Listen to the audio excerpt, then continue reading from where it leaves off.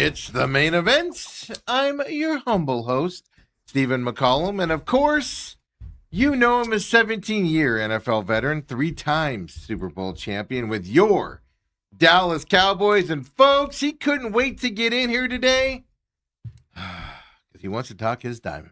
Want to talk my Diamondbacks, want to talk about my Sons, want to Dale talk about Hellestrae's in the house. my 76ers, want to talk about my. I just walked in and he was like, pep to a step. Yep. And I was like, you must not have watched those Diamondbacks games because, yikes. I did miss yesterday's. Had the grandkids. So You didn't miss much. How about me, Steve? You know, I was pretty successful as an athlete, but yesterday, Just ask him, folks. I said pretty. I've heard you say you were pretty successful. No, not in Yeah, athletics. yeah. No, I mean, I was good enough at my age, Yeah. not good enough to compete with the big boys. Okay. So I was pretty good. In my small Mesa circle, I was pretty good. Yeah, well, Mesa was the hotbed for soccer talent back in the day. It was. Yeah, actually. and so yesterday, I take the 2 older grandkids to church. We kind of found a new routine. We go to church, then we go to In-N-Out. Oh, And I'm proud to announce that Graham Tate, who is now 6, did he do it? Did he do it? Has been on me for the last 2 or 3 visits. Papa, I'm ready for a double-double with cheese. Okay, and you ordered it for him. Here's the big question of the day, folks. I'm waiting for this answer. Yes. Two-parter. Did he finish it? 1. 2, if he didn't, did you make him because you bought it for him? I should have thought of this earlier when I got in here at 6:45 to prep for the show. I do have a video of it that I could give to Ethan. Oh, yeah, we'll throw it over. We'll do it second half of the show. To show you the final bite. Okay. He Did he get inhaled a double-double. Did you buy him a T-shirt because he ate like the I old did not. 86er? I did not. But I don't think that's something you want to reward, right? well, at 6 years old, a double-double. No, I mean, that's big. I'll it's tell you not this: I'm 49 and I get a double-double, and I'm full when I get done eating it. Yeah, I eat that, and I mean, I have 3 or 4 fries, and I'm done. I get it. I don't even eat it with the fries. Yeah, and then but I get it spread only too. I don't get all the lettuce and all that stuff on it. Yeah. Okay, 6-year-old. I don't like. You and Grandma go have double-double together. I don't like explosive diarrhea. I don't eat lettuce these days. What? No, I just get it spread only because it's just that spread is so addictive. He's beef and cheese only. Okay. But yeah, super proud of him. Hey, don't make fun of me because I eat like a 6-year-old. You and him can go have a good lunch together. Yeah, double, only plain, and then we'll probably go for a side of mac and cheese afterwards. But it was that's fantastic. Yeah, so pretty proud of him. He comes from a big family. He's got a big papa. He's got a big daddy, and I think he's already got hooves. I call him his hooves. He's got some feet on him. But anyway, got to witness that. Beckett ate her single cheeseburger like a champ. And then I go home, go take him home, and then there's the 2-month-old little baby Avery, just gotten up for a nap and plopped down and got to hold her for about 20 minutes, and her and I have an agreement, no fussing with Papa. And did you make her sign paperwork for that? Well, I said, give me eye contact. You go huddle up, take a knee, huddle up, take a knee. And she's been pretty darn good. Fed her a whole bottle and handed her back to Mom and clapped my hand and said, my work here is done and back home. That's what you do. Yeah. That's all you do on that. So that was good. That was what, Sunday? That was yesterday? That was yesterday. Good Sunday. I completely missed the whole Diamondback game. I don't know how that happened. It started at 10. You didn't miss much. Yeah, well, I know. When your bullpen's not good, your team generally not worth watching. Well, it's weird because I even missed some because I forgot it started at 10:30 or whatever it started. A East Coast team.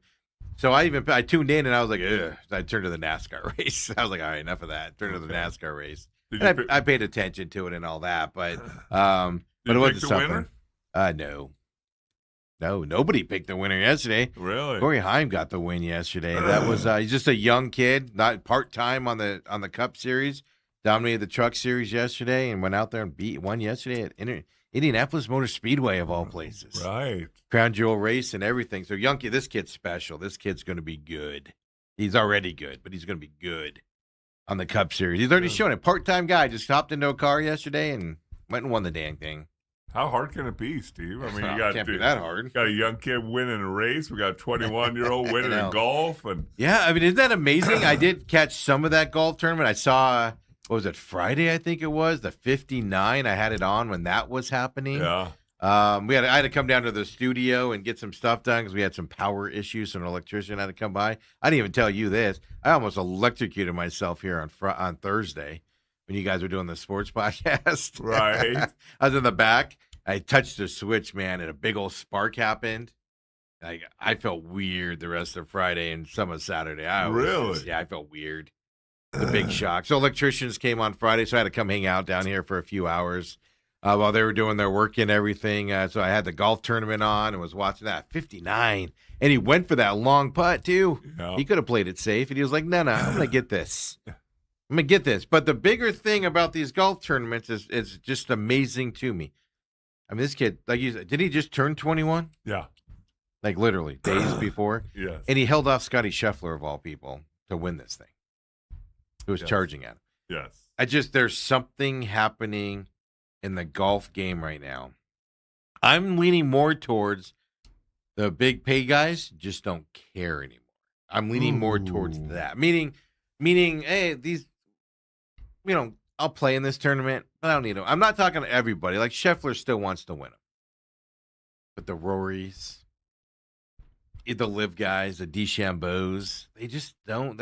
I make millions of dollars doing this.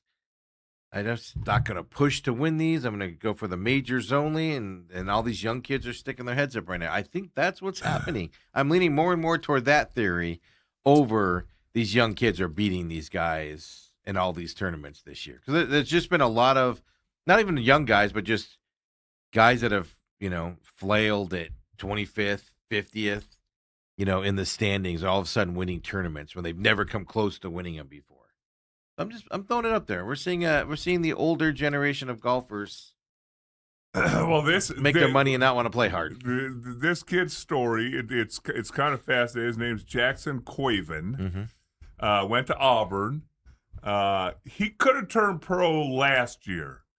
And what happens is a lot of these young phenoms, they get sponsor invites or whatever, exemptions, and those go away next year.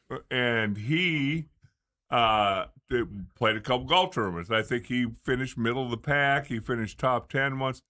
So he probably left close to $1 million on the table. And he had to make a decision. He went back to Auburn last year, where they won the national championship as a team. He won all the individual awards, blah, blah, blah, blah. And then he comes out his first tournament, or maybe this is his third as a professional, and he wins $1.6 million. Just how it always works out. Yeah. It should show up. 25 under 4 days. But like I said, it was even more impressive because of the guy that was chasing him. Yeah.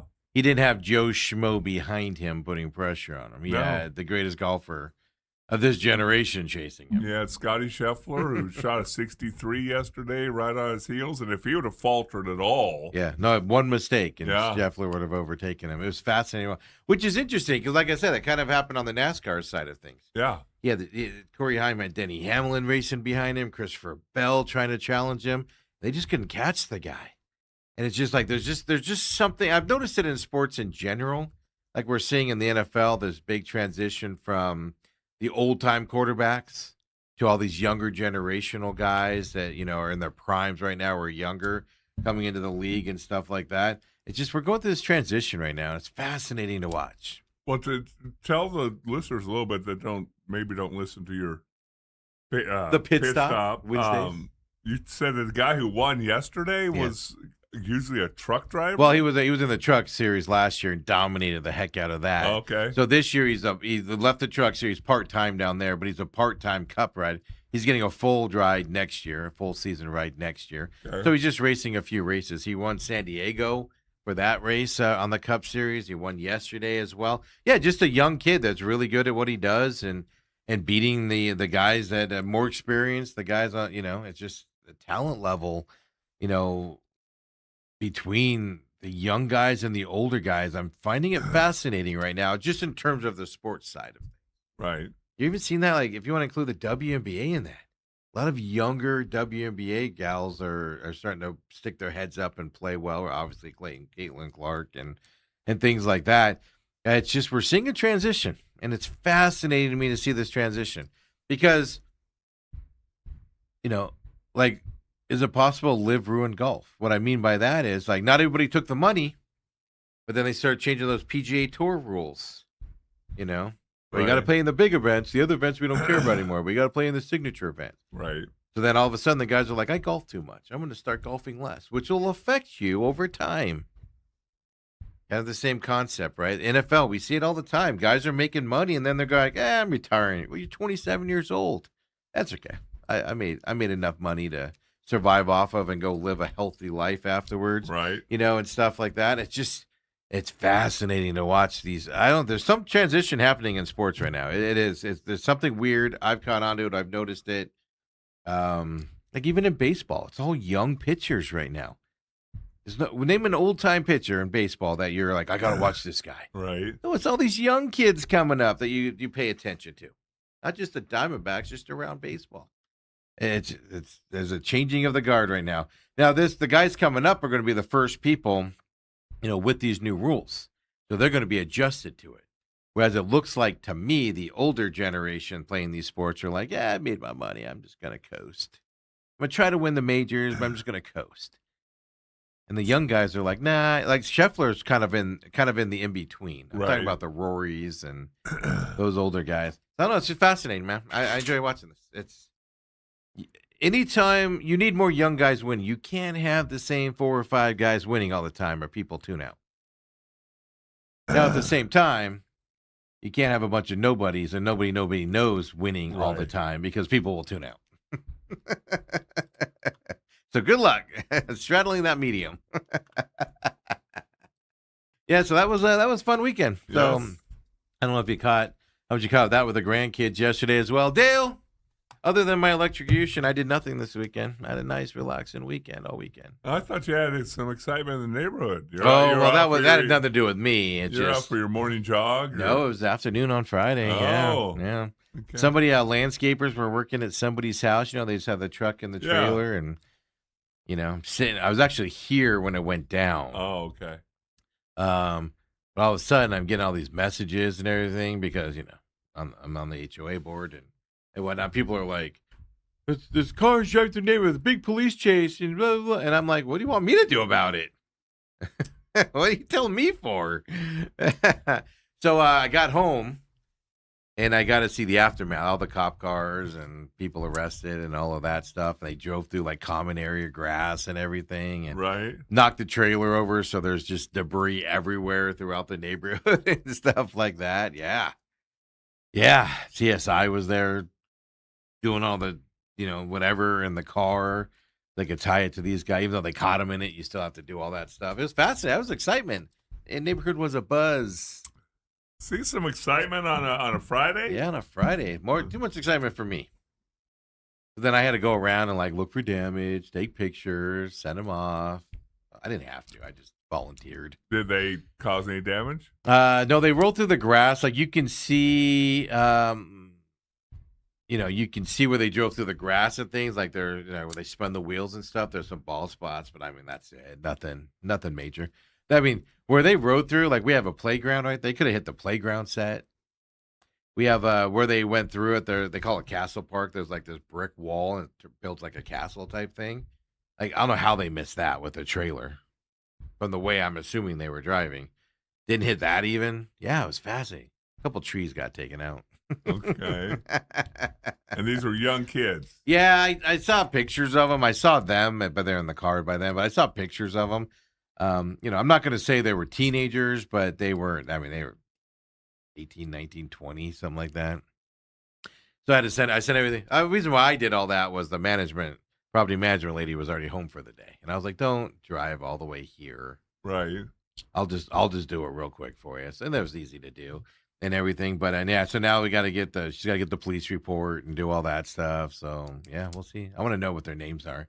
Are they part of that whole ring that stole my white car? Are they coming back into the neighborhood? Oh. Thursday night, interesting enough, people were going around the neighborhood breaking into cars that were parked outside at like 2 a.m. A lot of people were posted about that and called the police on that. So now the question is it the same people? Is that the ring, the head of the ring is going through, he probably just got sentenced, I think, but he was looking at like 15 years in prison and stuff like that. Where he had a bunch of people stealing cars and breaking into cars and stuff like that, and they bring him all the stuff, and then they tell him where to take them to. That's how the guys that stole my car got caught, was they stole it, took it to this guy, and this guy goes, take it down to the border. People on the other side of the border that'll take it. That's what they were trying to do, type of stuff. Yeah, they caught the ringleaders, but the little kids around again. We got to get the names on it. They have all the list of the suspects in that, so I want to see if they're coming back again. Yeah, but that's my excitement around my neighborhood. Right. Yeah. Yay. I don't live up on the mountainside where, Yeah, we don't allow that in our neighborhood. No, we don't allow it either. I mean, not like we do it. We don't allow the riffraff. Other than that, quiet weekend. I got a busy week coming up here. Spider-Man opens this weekend. We got to figure out how to watch that. Your Rattlers start their quests for another championship this weekend. On a Sunday? On a Sunday in Las Vegas. Yeah, we'll talk about that coming up. Diamondbacks lose 2 of 3. We'll show you where they stand in the wild card standings. And reportedly, I haven't checked it, but according to D-backs Insider IG, according to Diamondbacks prospects, all Twitter accounts out there, Ketel Marte has cleared his Instagram of almost all of his D-backs content. And he no longer follows the Arizona Diamondbacks. I haven't checked it. I haven't verified it. A couple people are reporting that this morning. You know what's so fascinating about that? Because I can still remember the day when Kyler Murray did that. When he took down all the Arizona Cardinals on his Instagram or whatever. And with my former partner and I, we're both older. Because you guys are old. We were like, okay, who cares? That doesn't mean anything. Your boy, Jason Carter, on the other side of the glass said, guys, you don't realize what this means. And we didn't. We had no clue that when somebody goes and does that they're sending a clear and present message. What the young people do. To their employer. Dale, that's how I find out if people are break up in their relationships or not. On Facebook. Is all of a sudden the picture of the other person ain't around no more. Like you stop seeing them post with them, and then I scroll back a little bit, and I'm like, oh, they're nowhere on this feed at all. Wow. That's just how people do it nowadays. Send that message. So and it hurts. I have not heard his name mentioned at all in the trade market. Have you? No. So, but he's obviously hearing something or sending them a message saying, I want to be traded? What is that? Well, I mean, this could go back to when he was scratched. What game was he scratched on last week? Was that Thursday's game? What I don't get it was the 23rd. When was the 23rd? Yeah, it was Thursday's game. They put the lineup out. What I don't get is the Diamondbacks put a lineup out. And then within the hour, they're taking his name out and scratching him and putting somebody else in to start.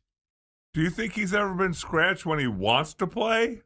No, that's what my argument was on Thursday. Now he does have a bad back. I can tell you this: leading up to that Thursday game, he had heating pads on his back and was working on his back, so he was having back tightness and stuff leading up to that game.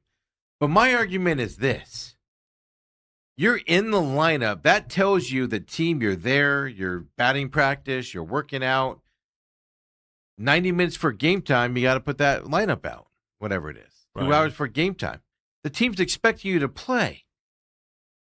You only get scratched for one reason. You say you can't go, and the team goes, okay.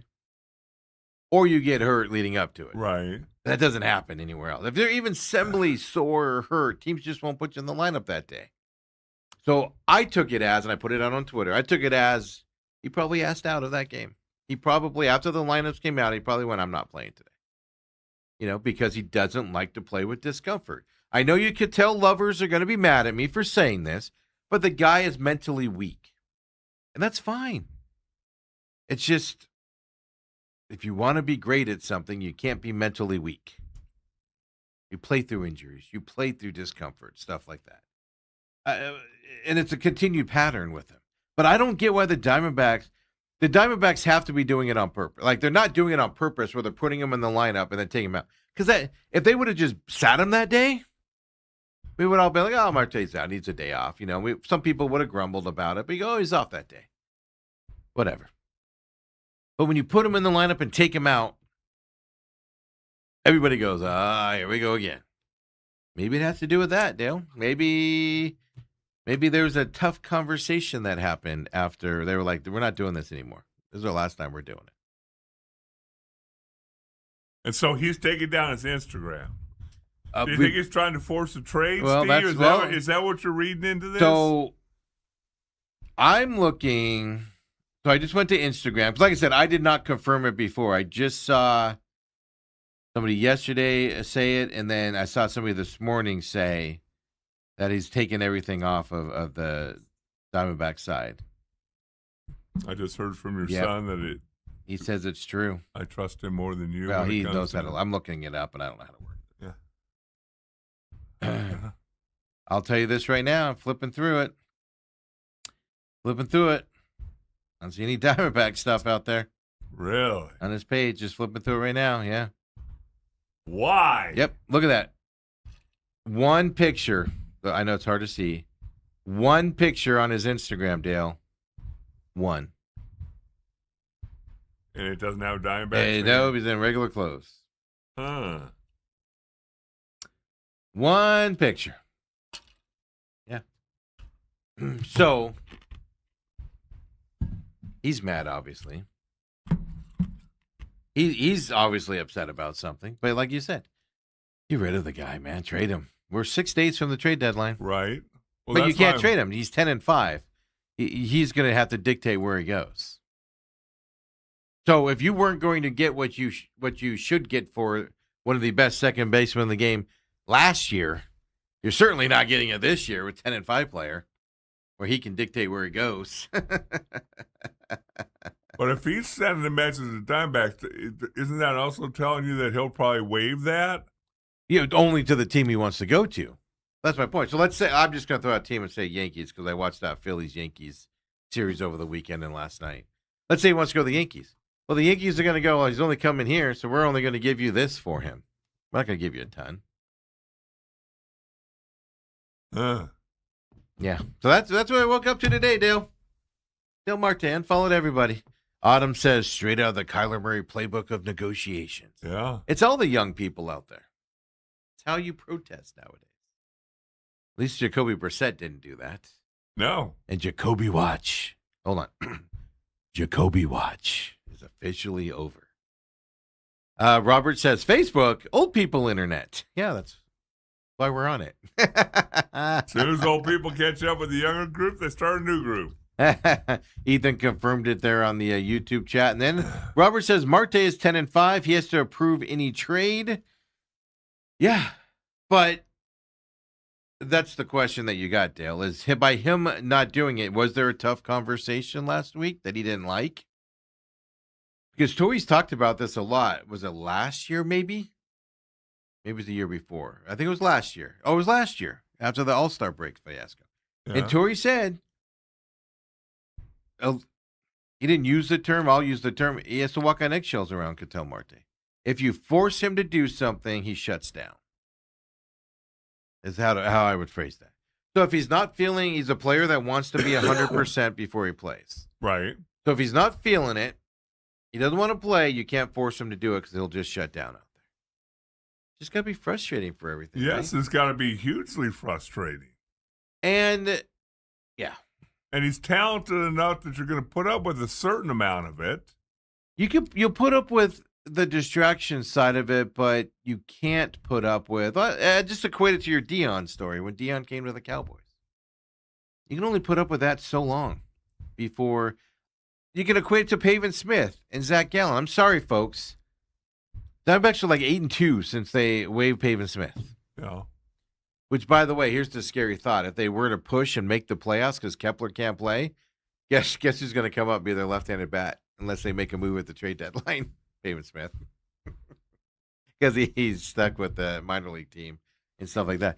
But this has gone from, you can tell Marte's being babied within the organization and gets to do what he wants to. Something has happened, and this is our first confirmation that something's happened. That's so weird. Behind the scenes, that's still so weird to me. Well, the equivalent back when you played would be somebody coming out and saying something. Yeah, just coming out and saying something. Hey, I don't agree with go to the microphones. Especially with him. Well, what does he have to lose? Like you said, 10-5. And the thing is, this is not a year where he's hitting 307. No. He has 24 home runs. Last year would have been the year. He's batting 254 as of this morning. Hey, needs a change of pace there. Change of whatever. You're not going to get the value for him if you unload him. There's no doubt about that. But at the same time, it's an addition by subtraction in terms of the attitude and stuff like that. But something's going on, man. Well, Derek Hall came in. Did he come out last week? He came out and apologized for the way they were playing. Oh, maybe it was a week and a half ago when they were struggling. They've been not better than last week. Yeah, so he apologized for how they were playing and stuff like that. Who takes the blame for that? Your star players. Ketel Marte takes the brunt of it and stuff. So there you go. There's your Monday morning breaking news. I was going to start with Jacoby Brissett.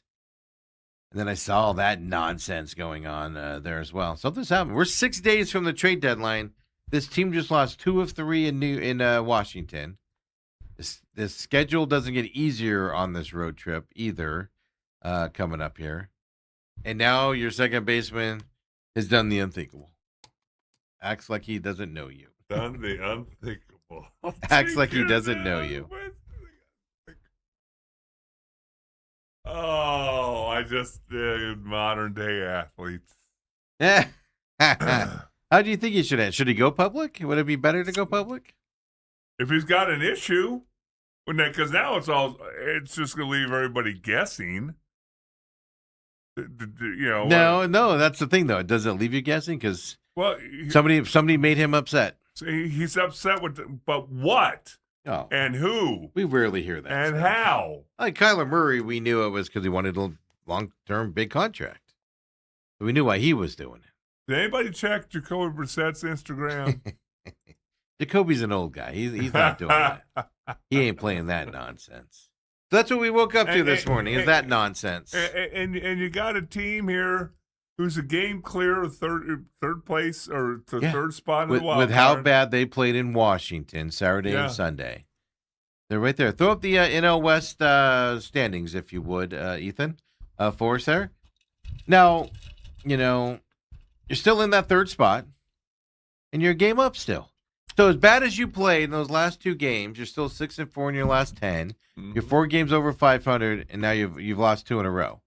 Now you got the Pirates coming up. You have a chance to further, the Nationals. You kept them in this by letting them win 2 out of the 3, so they're still in this. You could have knocked them way down. Now you got a chance to do it with the Pirates right now with 3 coming up against. Is it 3 again? It's 3 against them, I believe. Yes. You had a chance to do it against them. So what are you upset about? Other than you're not getting your way behind the scenes like you used to. I mean, just my perception of Ketel Marte is, guy doesn't like to be challenged. Guy just likes to be like, I don't know. It's interesting though. I think if I had a guess, it has something to do with him being scratched from the lineup on the 23rd. Something was said that he's upset about. It might even been before that. Maybe that's why he scratched himself from the lineup, if that indeed happened. But you're still in it, third place. What are you upset about? You're right where you need to be. Now, again, last year this team was fighting for a playoff spot, and he took a few days off when they were fighting for the spot. Remember, he fouled that ball off his shin bone. Had to take a couple of days off because he wasn't feeling right in the playoff push. So there you go, Dale. You're today's athletes. That's a little confusing to me. I like how Dale gets so baffled by this. Yeah. I agree. It's stupid. That's how you do it. I'm telling you, man. That's how people do it. I'm telling you. You can ask Autumn. Autumn laughs at me all the time. Because there's people, I have people on my Facebook feed that I haven't seen in 20 years. And I'll be scrolling through it and I'll be like, oh, they're not married anymore. Or they're going through a breakup. Where's their boyfriend or girlfriend at? And it's just because you start, it just pops up. I don't look for it. It just pops, and you start noticing, like, especially with girls, all these sayings start popping up, like, respect yourself, find yourself. And you're like, uh-oh, trouble in paradise. And you click on it, you scroll up, and you're like, no picture. Ooh, all gone. Ooh, all gone. That's how people do it nowadays. Remember the old days when you had to cut them out of the picture? Now you just hit delete. Delete. Is there a mass delete button where you can just get rid of all the pictures of everybody? Like can you just? I don't know. I've never even. You have to go through each individual one. That. I wouldn't waste my. I wouldn't. Ethan said you have to go. I wouldn't waste my time going through each one. That's ridiculous. I'm not going to spend that time on somebody that's I want gone. Dumb to spend that much time on them. Jeez. But anyway, Dale, that's what we wake up to today. Yeah, there you go. So great golf story. Over the weekend, great NASCAR story, and then Ketel Marte followed the Diamondbacks. Yeah, but you also then you it's kind of like Jerry Seinfeld said. He said I always even out. So Ketel Marte takes down Instagram with the Diamondbacks and Jacoby Brissett. Yeah, and he comes back. Yeah. We're going to talk about it. We're going to get in depth on the Cardinals. Second hour, top of the second hour, because you've got to be happy. they did what they should have done. Right. But why did it take this long? Therein lies the question. That's what we need to discuss today. That's what we need to discuss. Well, I told you on Friday, I went by the training site. There were bulldozers. You sent me that, and then 20 minutes later, Mark Dalton puts out on Twitter pictures of the things moving. Dirt being moved, Steve. Yeah. I don't know if it's moving, to where they can start putting buildings. They're just moving. Dirt. Dalton said they're leveling it out. So he said the practice field sides will be starting to be leveled out this week. Is what he put in his post there. I don't follow him either, so it must have just popped up because you texted me or something, and my phone went, "Oh, find Cardinals practice facility stuff." Does anybody really think the practice facility? Everybody are home the hopes up on, well, they'll finally be good at practice facility stuff again. So people will want to come here. Really? You think that's going to change it? When you're arguing with the guy you anointed the starter over $15 million, which for a starting quarterback, Dale, that's a decimal. That's a rounding error. Really $10 million. Well, 10, yeah, exactly. Bumped it up there, yeah. So we'll get into that conversation coming up here as well. Anything else to add on the Diamondbacks other than just utter disappointment this weekend? Now Washington's a good team. Don't get me wrong, but it goes to my whole point here. You want to make the playoffs, you need to beat teams like the Nationals, and they couldn't do it. But Steve, they'd won 8 out of 10. You got to beat teams like the Pirates coming up here. Yeah. You got to do it. There's no more of this losing 2 out of 3 against these teams. You had a chance to put so much distance. Now I know there's plenty of baseball left, but put so much distance between you and the 2 teams chasing you with the Nationals and now the Pirates, and you couldn't do it. It's frustrating. With 6 days left on the trade deadline on top of it. Right. That sends a whole nother message as well. I was reading over the weekend. Hazen's like, maybe we'll leverage some of our young guys and trade them for a younger guy or other younger guys that can play in the big leagues now at certain positions. And I'm like, what? No, go get an established left-handed bat that can play in the playoffs. Let's do that. Our first baseman. Let's do that. Although Locklear's been playing well. Woo. Yeah, Steve, you got to remember, because you forget very quickly the success. They were 10-2 until they went into this weekend series. So they're 10-4. That's pretty good baseball. No, it is. It is. But again, then we wake up today. Yeah, I could tell Marte's upset about something.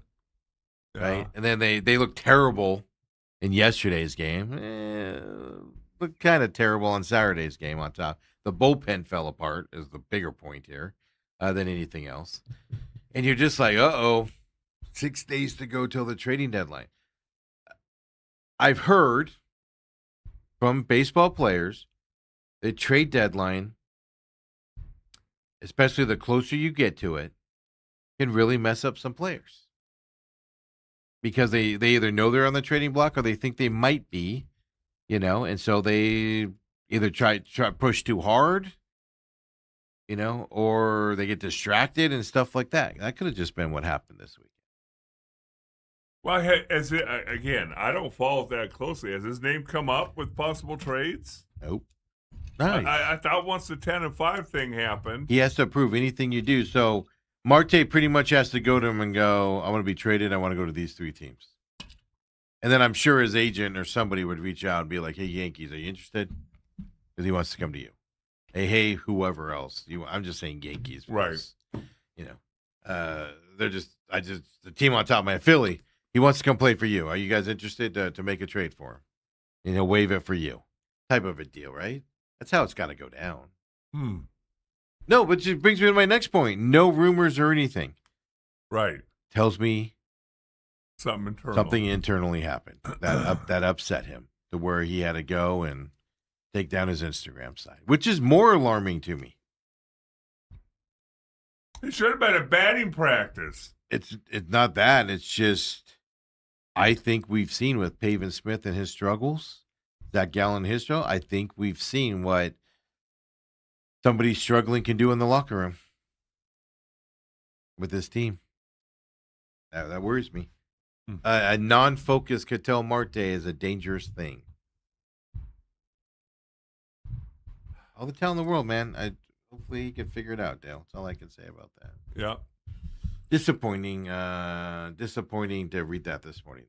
I thought we're going to come in, even with the 2 losses, I thought we're going to come in and be like, woohoo, let's do it. 2 down, but you got the Pirates now, let's do it. Now you're like, oh, Marte hates this team. Or something about the team. Oh, no. So there's your Diamondbacks update. I mean, I don't know what else to say about the Diamondbacks. Like you said, successful run. Other than the bullpen starting to worry me a little bit, Seawald had, what, is that Friday night Seawald had the good save? I forget my days now. By the way, we're back to 5 days a week starting this week as well. But Seawald had the save. I think it was Friday. He had the save there and everything. But Robert says, very stalkerish, Big Steve. Well, thank you. Autumn says, Robert, he's ridiculous about it. Oh, you're talking about my Facebook? It's not stalking when it hits my Facebook feed. Who's stalking it? They're calling me a stalker. Autumn calls me a stalker, too. Because I follow people's lives on Facebook. Look, it's that or I have to talk to them to find out what's up. I'd rather scroll anonymously on Facebook to find out about their lives than actually have to pick up the phone and text them or something. That's all I'm going to say. Not stalkerish when it just pops up. I'll go looking for it. Are you sure? I'm positive. I don't go looking for. I just know I notice things. I just notice things. I notice trends. And that's one trend I noticed. All of a sudden, somebody's missing. Oh my God, this is my worst thing about the Christmas holiday. If you're taking pictures and with somebody for Christmas, they better be there in Valentine's because they're posting it all over their feed, Dale, constantly on their feed. Oh, me and Greg are having a great Christmas. We're doing this for Christmas. Me and Greg get along so great. Thousands of pictures about you and Greg or you and Susan. And then less than 2 months later, Valentine's Day come and there's no Greg, no Susan. You owe us an explanation. is what you owe us. We had to sit there and look at all of your nonsense and all your posts and everything and how happy you are. And then they're gone less than 2 months later. No, we need an explanation. What we need. You need to do a little blurb on what happened. Steve wants to know. Steve must know because something happened, Dale. Just like something's happened with Ketel Marte with the team. Wow. Thought everybody was happy. Everybody's looking forward to the. Last week there was no complaints. Everybody's playing well. Everybody's happy. Yeah. There's hope in the organization again, and everybody's hopeful. They're gonna possibly buy during the break coming up here, and then you saw Hazen over the weekend go, well, we got Gallon coming back, and maybe we won't be buying. We'll have to see what we do because we have guys coming back.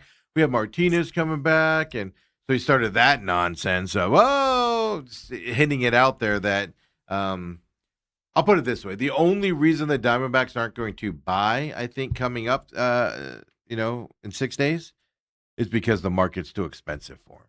And then they're going to fall back. Here's my point, though. They're going to fall back on but we're getting, we're getting guys back. Martinez is coming back. Lawler's coming back. They're going to they'll lean on that when the market's too expensive for them to get guys in here. That's what they're going to do if they don't get anybody. Yeah. So if they kiss and make up, does Ketel then put all the Diamondback stuff back up? Well, I don't know. How's that work? Does Ketel look like a guy that forgives easy? I have no idea what Ketel's like. I just have a feeling Ketel it's going to sound like I'm knocking him. But there's a certain level of player that when something gets in their craw, it just never leaves. There's a certain level of player and he seems to me to be that type of player. Where it's just like, oh, you did me wrong. I'm out of here. I don't want to be here anymore. I'm not saying that's the case with him right now. I'm just saying he seems like that type of player. Yeah. Robert says, having the young guys back-to-back in the rotation is wearing on the bullpen. Guys are being overused? Yeah. And where was Cabrera at during that stretch, too, on top of it? But that's the problem, though, right? They both pitched well. Brad and I forget the other kid's name. They pitched well. They went 5-something innings, kept them in the games. Robert also says, plus they're up against the tax threshold, only about $10 million away. Yeah, you're not getting a big bat. You know what you're getting? J-Mart and Zach Gallen back into the lineup. Well, I don't know about Zach Gallen, but J-Mart would be a nice addition, wouldn't he? Oh, I hear he's dealing. Yeah, when he's throwing. Yeah, I hear he's doing really well. I forgot who pitched yesterday. It was wasn't it Drake? Yeah, it was Drake yesterday. Isn't Drake a character? He's a rapper or singer. Oh, that's right. Canadian. Yeah, he went 4 innings and gave up 4 earned runs yesterday. But that's fine. But then Losiaga goes in, gives up 2 earned runs in his 1 inning of work. Garcia goes in, gives up 2 earned runs in his inning of work. Ginkel goes in, gives up 1 earned run in it. Oh, Dale, you want to talk something happier? Yeah, well, I get you are just so ridiculous sometimes. Sometimes. you Ketel Marte has unfollowed this team on Instagram. It doesn't get more serious than this. All hands on deck. Red alert. Tier whatever the highest threat level is. The green, whatever it is. The red, whatever the highest threat level is. We are there. If we were on a sub, we'd all be bracing for an incoming torpedo about to hit with us. With a nuclear head? It's serious, Dale. It is time to stop monkeying around about this. That's how serious we've gotten. And followed him on Instagram. This is just nonsense. Will somebody ask him about that today? No, because I have my own thoughts about the media and that stuff. Somebody might ask His interpreter? Well, that's the problem. You're not going to get to Marte, but who talks to Tori about it? And what roundabout answer do you get from Tori? Because Tori gives you different answers with Cattell Marte to kind of tell you how he's feeling. Like last year, you could tell, I think he was tired of Cattell Marte's stuff at one point last year. Right. Because he couldn't say it, but you could tell by the way he was answering stuff that he was like, I'm done with this.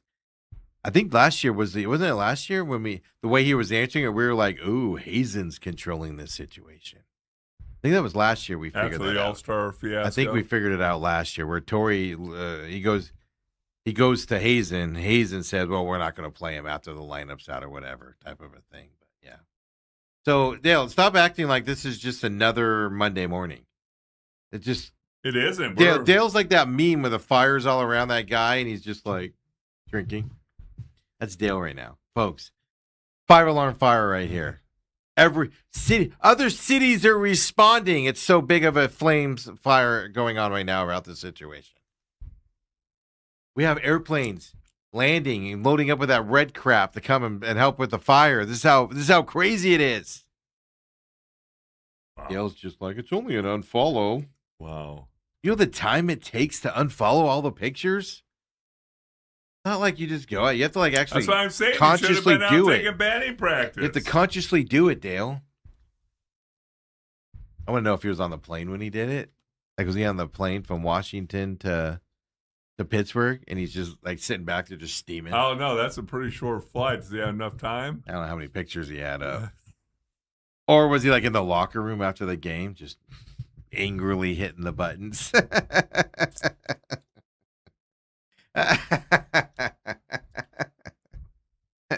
There you go. Your Diamondbacks update here on this Monday morning, folks. So now we're in panic mode, according to young Steven. Not panic mode, but we're in things just got worse mode. Look at this. This is what drives me nuts about. I can keep going on. This is what does me nuts about a Tory team. You just can't have success. They've literally gone 10-2 going into this weekend series. 10-4 now. Yeah. And now we got the star player unfollowing everybody on Instagram. What? We just can't have success. Can't have good things. Seriously, it's like, oh, we're doing too good, guys. Somebody screw this up. Somebody do something to screw this up. I feel like that's what they're doing in the Diamondbacks organization right now. Who wants to do it?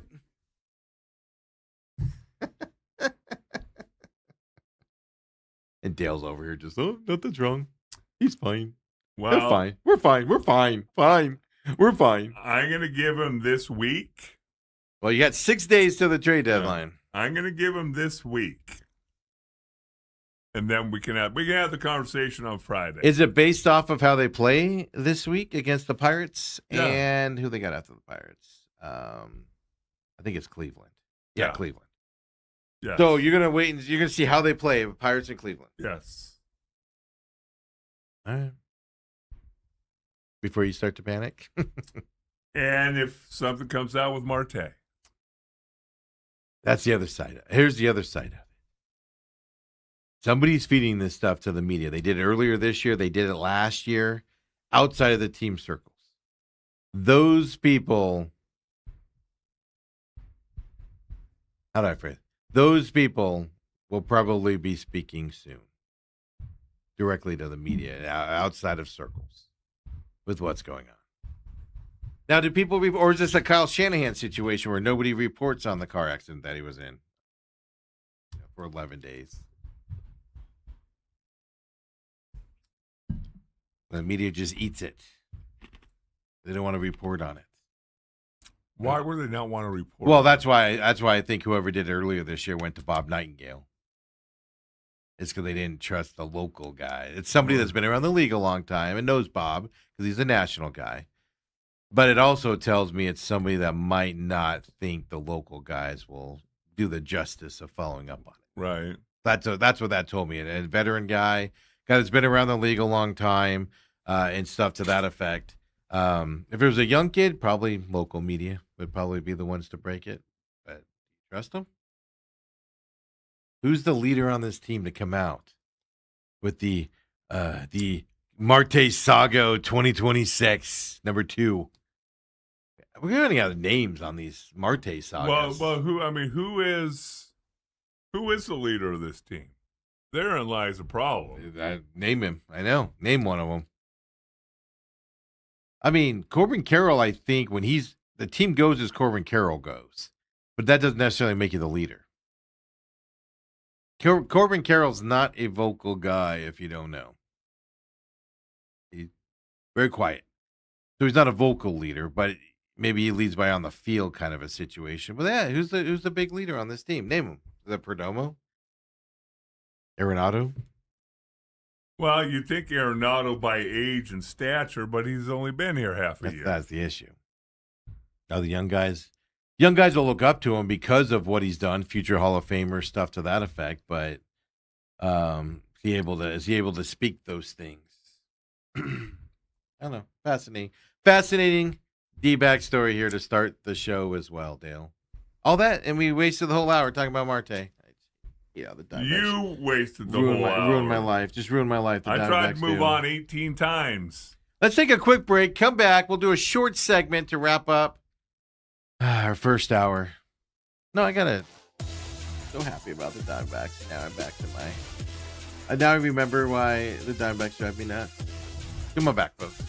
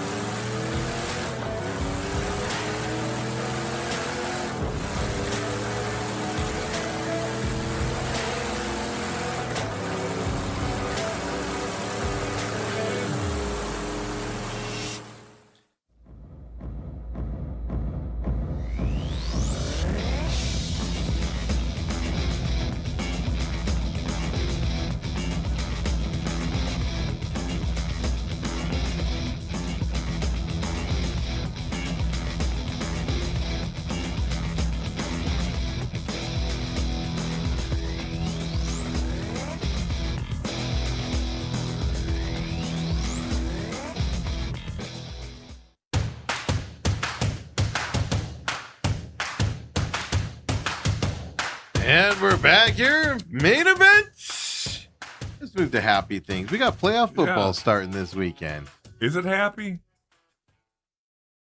Better than what we just had to talk about. I'm following on Instagram. What if any of the Rattlers players unfollow the Rattlers on Instagram? Not going to the playoffs. Throw the Western standings up there for me in the IFL. It is official now after last weekend. We knew this was what it was going to be before the weekend's games. San Diego has the #1 seed there, home games throughout, as long as they're alive. Vegas Nighthawks in second, Arizona Rattlers third, Tucson Sugar Skulls in fourth. Interesting enough, San Diego and Tucson played over the weekend. Fascinating story there. But hey, look at this. This is even more fascinating to me. 13-3 San Diego, 12-4 Vegas, 11-5 Rattlers. Womp womp. 7-9 Tucson in the playoffs. Yeah. We have an under 500 team in the West side of it coming into this playoffs as well. Now, Tucson lost to San Diego over the weekend. I believe that was in San Diego as well. So San Diego plays Tucson. Vegas Knights play the Rattlers. Of course, Rattlers go to Vegas this weekend on Sunday. Tucson goes to San Diego on Sunday night for their games here in the West. So we'll focus on the East later on. Just want to set the stage here for the playoffs coming up as well. Schedule this weekend, and I don't get this at all. Only one game on Saturday, and this Tulsa Oilers, Jacksonville Sharks. Jacksonville Sharks are the 2 seed. They might be the best team in the East. This is going to be fun to watch. Right. Then you go, that's 7 p.m. Eastern. So 4 p.m. our time on Saturday here, Tulsa and Jacksonville. Then on Sunday, it starts with the Green Bay Blizzard and the Orlando Pirates at 2 Eastern. So that's 11 o'clock a.m. our time. Green Bay's a really good team as well. Green Bay Jacksonville would be fun to watch in the second round of the playoffs there coming up if they make it there. Then your Arizona Rattlers play the Vegas Nighthawks on Sunday, 2:30 p.m. our time out here. And then you got Tucson at San Diego at 6 p.m. our time, 9 p.m. Eastern time to wrap up the first round of the playoffs. Dale, I don't get the schedule, but whatever. They don't well, again, they're going up against nothing on the weekend, right? But why not have 2 on Saturday? I know there might be arena issues and stuff. I'm not taking that into account, but well, and you got to remember that the fact that it's happened in Arizona before, or a concert or truck series or something's been scheduled for one of the arenas, and instead of playing on Saturday, Sunday, they've had to play on Monday. I know. And now Glendale's all mad because they've been holding the playoff date. Yeah. Now they don't get one. It's darned if you do, darned if you don't. They can get one if Tucson upsets San Diego and they beat Vegas. They can get a home game. It happened a couple years ago. Yeah, but they won it. Yeah. It's like, what just happened? So that's your IFL weekend and playoffs, at least for the Western Standard. Yahoo Sports Network is where that game's going to be. Because I told you, I was like, ooh, might cruise up there for that game. But it's Sunday at 2:30. I mean, get over at 5:30. Yeah, You don't do opposing press conferences. Like Guy doesn't talk. You'll be home at 11. Drive home for 11. That's a good idea. Yeah, here we go. Bill's trying to talk me. You leave at what? You can leave at 8. You want to come with me? No. Why not? Because I know your son wants to go. Well, so we all can go. He's all nope. He doesn't even want to drive across town to go see him over there. So there you go. Your Rattlers playoffs start this weekend for the IFL. Get ready for your NFL season. Watching the IFL. With some playoff IFL. These are going to be fantastic. Vegas swept the Rattlers over the year. Rattlers I think they either had the lead or they were definitely in the game against Vegas the first time they played, and that was when the coaches started the shoving match. And then it all went downhill for the Rattlers after that. Then they played in that, New Jersey, that mall, and the Arizona had the lead. We're dominating that game. And then, lots of interceptions happened. And then they lost that game. So the Arizona Rattlers can play against Vegas. And by the way, Jaden Delore, old Arizona quarterback there for Vegas, playing this weekend as well. Now, Tucson, 0 chance against San Diego, I would say. 0. You would think. But you never know. It's the playoffs. Yes. You never know what's going to happen coming up here. But the Rattlers do have a chance to upset Vegas. Who will start for Arizona? Myler's been getting the start. Okay. They changed their offensive line around again before the last home game that I didn't go to. I forget what game that was. I noticed the new center at that time. They moved out 55 Parks outside. Then that home game, they kept that lineup there as well for the last game of the season. So we'll have to see in the playoffs what they do with that line. Right. But it did settle down a little bit in those last 2 games with the new format that they had there. So be fascinating. They got a lineman that's from the UFL now. The UFL season ended. Yeah. They brought a lineman in from there, and he had to adjust. I didn't talk to the lineman per se, but I talked to people around him, and it was like, man, I got to adjust to this game compared to playing outdoor football. I got to adjust to this. So his first game was a little shaky, but he's really gotten it down afterwards. You expect a guy of that quality, right, to adjust pretty quickly, as well. So. Well, and everybody has to adjust. Everything happens quicker in the indoor football league. Well, you can't. Offensive lineman. Yeah, you have responsibilities. Guys can't do stuff at certain times, so you have to worry about the blitz, but you don't have to worry about it like you would in outdoor football because a guy can't leave his spot. Like the defensive lineman can't lift their hands up until that ball snapped. So you don't have to worry about somebody jumping it or something, moving around and stuff like you do in the outside game. But when we come back, second hour, so I wanted to set that up for you guys this weekend. Come back, we got tons of NFL watch. We got somebody just became a giant Philadelphia 76ers fan. Go Go Sixers. College football. Problems in North Carolina. Oh. This is a fascinating story on what he has done. Because he was the savior. The GM of North Carolina. We'll talk about Joe Lombardi. I like that. Go back to TV. He's been fired everywhere he's trying to be. He's trying to be an executive in all these places, and he just can't keep that job. Come on back, folks. Second hour main event next.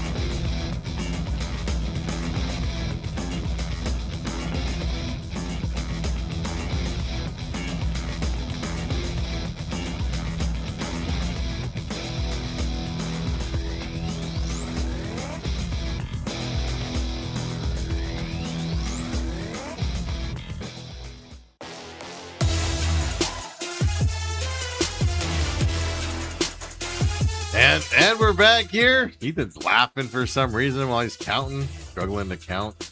Ethan's first day running the show, folks. Yeah, counting backwards isn't Ethan's forte, is it? Use your fingers. Five. 4. Then you do the last ones like this, and then you point. How they do it? Except for we can't see him. Yeah, that's true. We can't see him. He's behind a wall over there as well. Robert says. McCann is probably the closest the Diamondbacks have as a leader. He goes probably maybe the most vocal. Yeah, you would expect a center to be more of that type of a player. I just don't know how that reach goes though throughout the whole team, right? Like Marte's not listening to McCann. I don't think Marte listens to anybody, to be honest with you, as well. But then Autumn says, "I'm in. Let's go." To go to Vegas on Sunday for the game. Yeah. He's always in for something like that. I don't know, man. Cardinals practice that Sunday. I might want to go watch quarterbacks throw balls into buckets or something, Dale. When do you get your suite or your highfalutin practice session? Okay. This is how stupid the Cardinals are. Yeah. We're gonna talk other things before we get into the Jacoby Brissett and that stuff. I guess I should say stupid, but they have a season ticket day this coming up this Sunday, and I get an email. I have 4 tickets, which means generally I have 4 people that can come. Right. And they email me and go, "You can reserve you and a guest 2 tickets for Sunday." I'm like, "Well, great. I have 4 tickets. So now you're making me choose between people to go?" Oh, thank you so much, Cardinals, for allowing me to bring 2 people to the private club level event on Sunday. Oh, you're so generous, Cardinals. Thank you for taking my expensive money out of my bank account every month. Thank you, Cardinals. Oh, the Cardinals are so great. I buy 4 tickets and they're allowing me 2 people to come to this special club level event. How can I live without you, Arizona Cardinals? You guys are so amazing. Wow, I didn't mean to hit. I didn't know. I know it's been bothering me, and I haven't said anything. Right. Only 2. You and a guy, 2 tickets. You get the. I think they phrased. I should find the email. They phrased it like, "We are willing to grant you 2 tickets to the event," and I'm like, "Oh my God, really? A whole 2? Oh my God, Cardinals, you guys are amazing.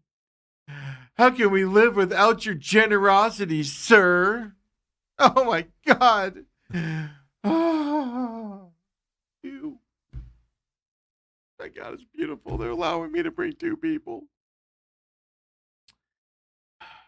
This organization, I swear to God. Well, what is entailed in this? Oh, I Is there don't know. food and I don't know. drink I'm sure we have to pay double, probably. We have to pay double on the food. free nachos? You can sample stuff. No, this is the event where you want me to bring a bunch of people that'll go, oh, I got to get season tickets. This is so amazing. Right. Yeah, not the Cardinals. We need to restrict who comes into this thing. This is it's a club. It's a season ticket holder day. So I don't know what all entailed. I don't really care. It's just more of the fact that they emailed me acting like they're doing me a favor. No, you made it actually more difficult, clowns. Because I have 4 tickets. So 4 people will want to go. Clowns. So you made it actually my life more difficult. But don't worry about it. As long as you guys aren't inconvenienced. You guys keep doing what you're doing. Studs. You guys got this. I should look up this email. Welcome to the second hour of the main event, by the way. We did take our top of the hour break, right? Dale's got me so fired up now. Yeah, I did. I forgot about it. Just a simple question. I know. Well, it's been bothering me. I wasn't going to talk about it. Then you brought it up. Hey, follow us on excuse me. Follow us on YouTube, TME Media AZ. Catch us on demand on YouTube as well as over on Rumble for those of you on demand. For those of you that do not like YouTube, on Rumble, including the Real Matrix over there as well that we're looking at. Okay. Oh, that's the Rattlers game. Okay, never mind. I'm having a stroke over here just thinking about how the Cardinals were nice enough to give. Oh, the overlords of the Arizona Cardinals. It is interesting, though, what's happening in the NFL, Dale. What's that? Training camp has started. Yeah. And we find out Kyle Shanahan was in a serious car accident. Yes. 11 days before the 25th. And they kept it quiet. Media people left and right kept it quiet. Didn't investigate it and stuff to that effect.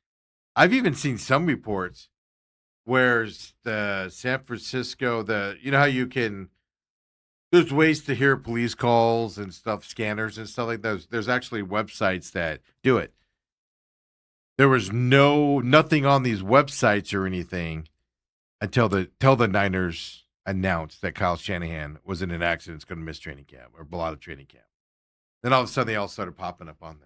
Right. Then the 49ers don't announce it. Fine, it was an accident. I get it. You don't want to announce it. Whatever. I don't know why you want to keep it a secret. Like everybody's like, we shouldn't have to worry about it. Dude, it's public, man. We should know about serious injuries to the head coach and stuff to that. Like, why would you sit on that quietly? I don't get it. I don't get it. It's an accident. It's serious. You go, Kyle Shanahan was in a serious accident. He's okay. He's got bumps and bruises. He's going to miss. Why couldn't you announce this 11, 12, 13 days ago? That doesn't make any sense. Unless you're trying to hide something. Yes. That's immediately where you go to. Absolutely. But then it gets weirder. They announce it, I think it was Friday. They announced it on Friday. It was Friday or Saturday. They announced it at noon. 12:01, Adam Schefter has a 80-character, mess tweet put out. Like 12:05 or something, ESPN has this big old article out. With details, Dale. Details. Dude, the NFL sat on this. The Niners sat on this. The local media didn't want to report on it because they would be banned. We talk all the time and tell you guys all the time how the Cardinals keep people in check with their reporting and stuff is because you'll get kicked out, right? It's all across the NFL. They can control it.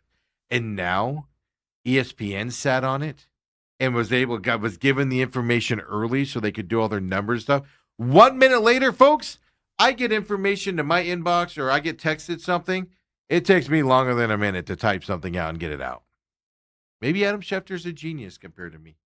But he also had inside info. He had time to get inside info after they announced it. My argument on this is ESPN and NFL, ESPN bought NFL Network and stuff like that, and the NFL owns 10% of ESPN. Yes. It's to control the narrative. That's what I saw some of that over the weekend. It's to control the narrative. It's going to get worse. We're going to see less. It's going to get to players at some point. It's going to get to players at some point where players are going to get into trouble or whatever. And it's not going to be reported about for months later. Just like this. This is like the trial balloon here. Now, coaches aren't watched as much as players are and stuff like that. But only reason we find out about it as players is because people hear their calls. People find them on the scanners. People, see videos or something to that effect. This looks like it was hidden from everybody. Well, doesn't the police department make a statement? Hey, there was a serious car crash involving... When was the last time they didn't? All of a sudden, Kyle Shanahan's kept quiet? So immediately you go, was he under the influence? There's no reason to keep something like this quiet. Matter of fact, if I was a 49ers fan, you don't have to have it out that day. But you want to know, Kyle Shanahan, is he okay? Is he all right? I want to send him flowers. They kept it secret. Only reason they even announced it was because training camp started and he's not going to be there. That's my problem here is why keep this a secret? But that's happening around the NFL right now, which kind of raises your eyebrows a little. Yeah. Check this out. Wake up this morning. Eric Bieniemy's wife. What? Back home in Virginia? Yeah. She was shot at their home in Virginia this morning? On top of it? What? A person was being treated for serious injury. We find out about Eric Bieniemy's wife the morning of, but Kyle Shanahan, it takes 11 days for somebody to be told about it? Yeah. That is interesting. Because, again, I guess I just have a simple mind. I don't delve deep into that. I mean, other than... Well, conspiracy theory Steve comes out on this stuff. Yeah, but it makes sense because other than Shanahan doing something wrong... Why keep it a secret? Right. Car accidents happen all the time. We found out about Eric Bieniemy's wife, which she reportedly seems to be okay. She has serious injuries. She reportedly is going to be okay. Eric Bieniemy's wife, Dale, we find out about. Not somebody related to the, not the Chiefs themselves. And I'm not demeaning her, but I'm saying it's his wife. They might have to miss a few days, obviously. Go back home, check on her, stuff like that. But it's not somebody within the organization. And we find out about that almost immediately. Kyle Shanahan, 11 days later before anybody finds out about it? What? That is interesting, Steve. First of all, hope she's all right, obviously, in whatever they do. Then the Commanders fire their tight ends coach, Ben Steele, who was just hired this offseason, no less. What? That doesn't happen. What do you have to do to get fired right before training camp starts when you were just hired? Well, this one looks like a DWI charge. Is that what it is? People dug back in like early How long June, ago was that DWI early charge? June. You fired him for that? God, he needs to work for the Cardinals. He would have got a pay raise. Months off. Wow. Allowed to suck at his job like Keim did? Yeah, actually June 7th. Okay, so that goes. But did we hear about that? No. No. Okay, so I didn't know on that. Tight end coach. Yeah, I mean, nowhere as important as the head coach. Really? That what it was? So he gets fired. Your favorite person in the world, my buddy, the troublemaker himself, the Tasmanian Devil, as I like to call him, Potvia, signed a 3-year, $3.1 million deal with the Baltimore Ravens in the as an undrafted free agent. Cut before training camp. They were like, "We're tired of your shenanigans. Get out of here." That's a big deal. That's a big deal as well. I just don't get it, man. It's just weird things are afoot at the Circle K. And Tails like, what? Don't tell me you don't get a. Don't tell me you don't get a. I almost said Beavis and Butthead. That's not it. Bill and Ted's Excellent Adventure reference. I haven't seen that. What? I haven't seen that. Yeah. treacherous things are afoot at the Circle K, Ted. No, that is going to be an interesting sidelight to keep an eye on. Yeah, it's going to get year. worse. How much influence does NFL have over ESPN? Adam Schefter was fed the information beforehand and told not to report on it until the announcement's done. And you can release it at 12:01. And he did it. Absolutely. That's not good, folks. And the local media sat on it. One of the local media, PFF, went after one of the local Niners for the San Francisco Standard, I think is where he works for. I'm not going to name him because they went after him and stuff. And he's like, I only knew about 15% of it. That's your job, though, to investigate that stuff. Contact the police. Talk to them. Contact the medics out there. Visit the scene. What cars were there? Oh, y'all know what Shanahan drives. By the way, it's one of the cars that was in the wreck. Just so you know. Here's the other side of it. Brendan Ayuk filmed himself speeding, through those areas. Raises questions, doesn't it? I just don't get why it has to be quiet. And why the NFL. But it goes to my bigger point other than that. My bigger point is y'all gamble on the NFL. A lot of people do. A lot of you live and die with the NFL, folks. You're going to get less and less information from them. They're buying these media entities. They're buying into them. And it's getting less and less and less. Information's going to be funneled out. It's already less. If you notice, most local reporters don't break news that follow the teams. Very few. It's national, guys. There's a reason for that. It's going to get less and less and less. Before we get into more NFL stuff, I called him Joe Lenardi earlier. Was what I was jokingly going into, but it's Michael Lombardi. And this has a pro aspect to it as well, but it has to do with North Carolina football. They hired him as the general manager. Bill Belichick went there as the head coach and stuff like that. Michael Lombardi's been traveling all over the world to Dubai and everything, trying to, get funding for North Carolina sports teams and stuff to that effect. You wake up this morning and he's been placed on paid administrative leave, the school announced. They said that the university noted the standard procedure dictates that no details relating to the move to be made public. It goes to that silence thing I'm talking about. And he's paid administratively on top of it.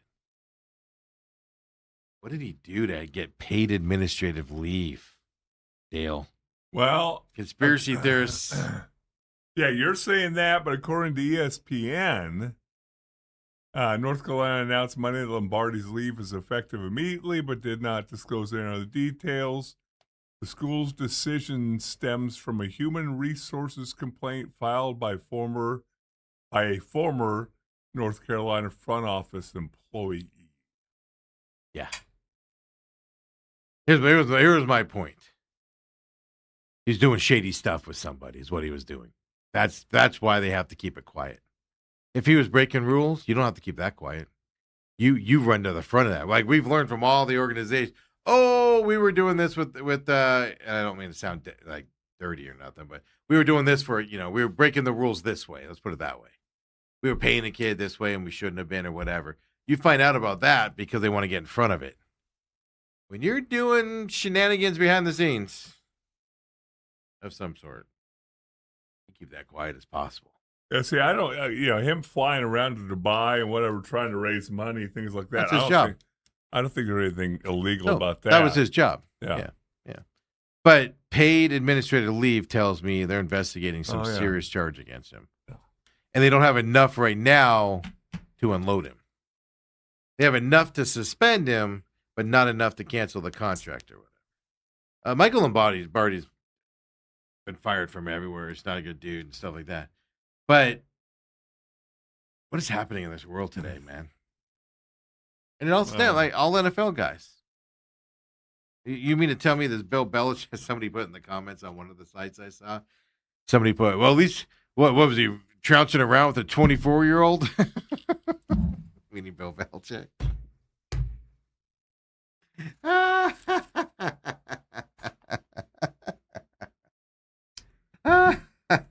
Yeah, but that 24-year-old wants to be with Bill Belichick. We don't know that. Maybe there's, something going on. We don't know. We don't know what's happening.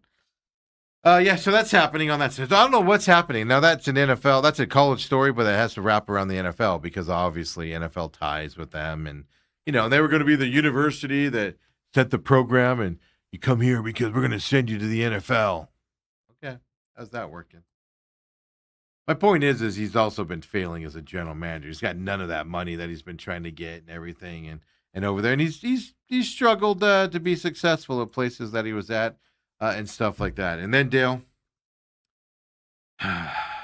before we get to what we're going to talk about, because the amount of disgust toward the Bidwells for this Jacoby Brissett thing, and then Jacoby didn't help himself over. But before you get into that, oh yeah, well I want to talk something else first. Go ahead. Oh, okay, because I wanted another thing in college football. Did you see where this Ward Manuel, the Michigan AD? Yes, his golden parachute. He gets $7.14 to walk away. Oh, it gets worse though. Yeah, then he gets monthly stipends. He gets to keep football tickets and everything, and he's quitting, but he's basically been fired, but he gets, in his record, it gets to say that he quit in December. He's being forced out because of all the shenanigans going on. He gets Michigan tickets, and he has golf privileges. The university agreed to make a $108,000 contribution to his retirement account. Every month. Pays, it just said one. Oh, I thought it was every month. No, I think it's $108,000. Oh, I thought it was every month. And pays attorney fees of $82,000. Yeah. You're making $7 million. Shouldn't it cover future payments and stuff? You can join your own golf club. Yeah, why? I don't get it, man. Pay the guy to go away if you have to per the contract, right, and everything. But why all the additional stuff? No, I don't get that either. Yeah. That happened over the weekend. I'm baffled. And then he's getting fired. Yep. And they're like, oh, we'll just put down that you left on your own. No restrictions. He can. Another Big Ten team wants to hire him. He's not going to be an athletic director anywhere else. I don't think he was personally I shouldn't say that. He was there with everything happening, including the last head coach, Sharon's incident. Yes. And there's been those stuff before that. He is, and it's not just the football program, basketball program. I think it was track and field program. Also, there's multiple sports that had problems under his tenure. As well. But I don't get that. Yeah, hey, we want you to go away. We'll pay you $7 million just to leave us. Yeah, but I want all this other stuff. I want a job like that. I've always said, man, I got to become an NFL head coach. Jeez. Sign that deal and just win one game and just look terrible. Then you got to pay me for the next 4 years while I sit at home with my feet up, watching you suck because of what hole I dug you in.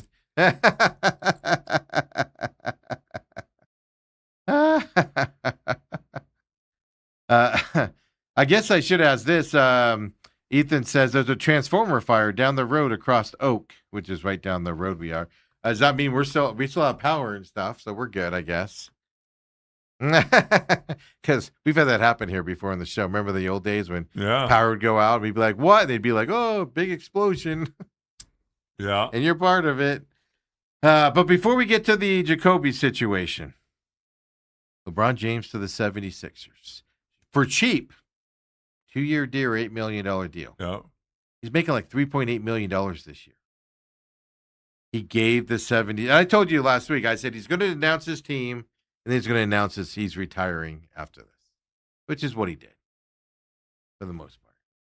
But your thoughts on LeBron James choosing the Philadelphia 76ers? It's a surprise to me. It was a surprise to me until I remembered who's on the 76ers team on paper. All the talk seemed to be about Cleveland, Miami. Obviously Cleveland for the, run it back again. He's from Cleveland, blah, blah, blah.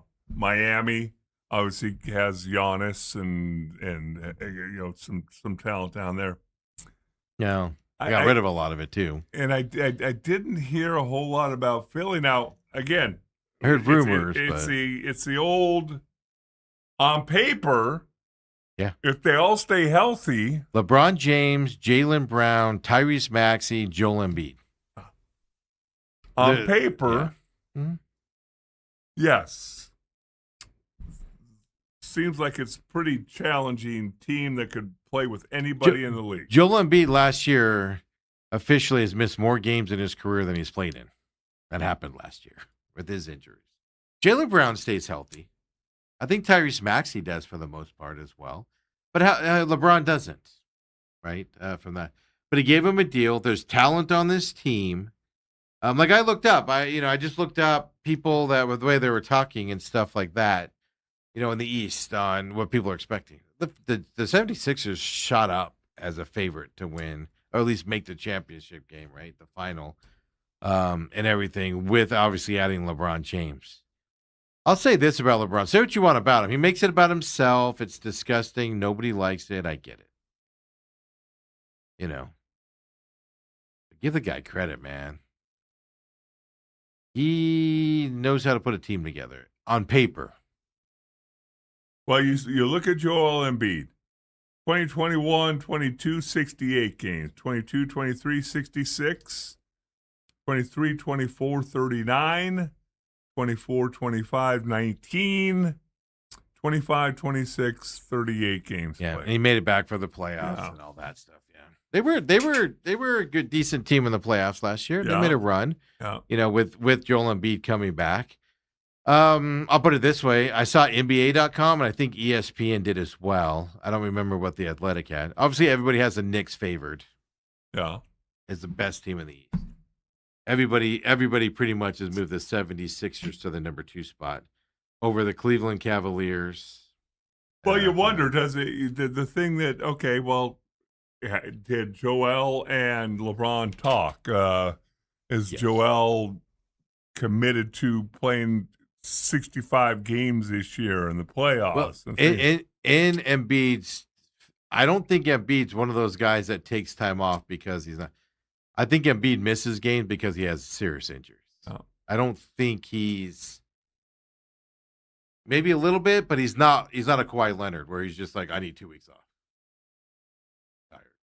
He's 7'1", big guys with leg injuries. He legitimately gets hurt and has to miss a ton of time. Because otherwise he wouldn't have set out the end of that regular season last year and then come back for the playoffs. He would have ramped up to it and he couldn't do it and stuff like that. But so the 76ers have ranked up there as well. And like you said, I mean, last year they were 45-37. I'm not sure LeBron improves them that much, to be honest with you. Well, they also have Jaylen Brown, remember? Well, that's true. I forgot. I really like Jaylen Brown. Takes a lot of crap because like Jason Tatum's team and stuff. Yeah. But I like Jaylen Brown a lot. Him and LeBron together? And say what you want about LeBron, he's still at 19,000 years old. He's still a 20-point-a-night guy. I'll say this about LeBron: the fact that he signed a 2-year deal for $8 million, he's only making like $3.8 million this year, tells me he knows he's going in there to take a back seat. Yeah, and he wants a chance to win again. Yeah, I think he's there for the championship. Right. I think he's there to buy the deal and stuff like that. So, look, it's just, can they stay healthy?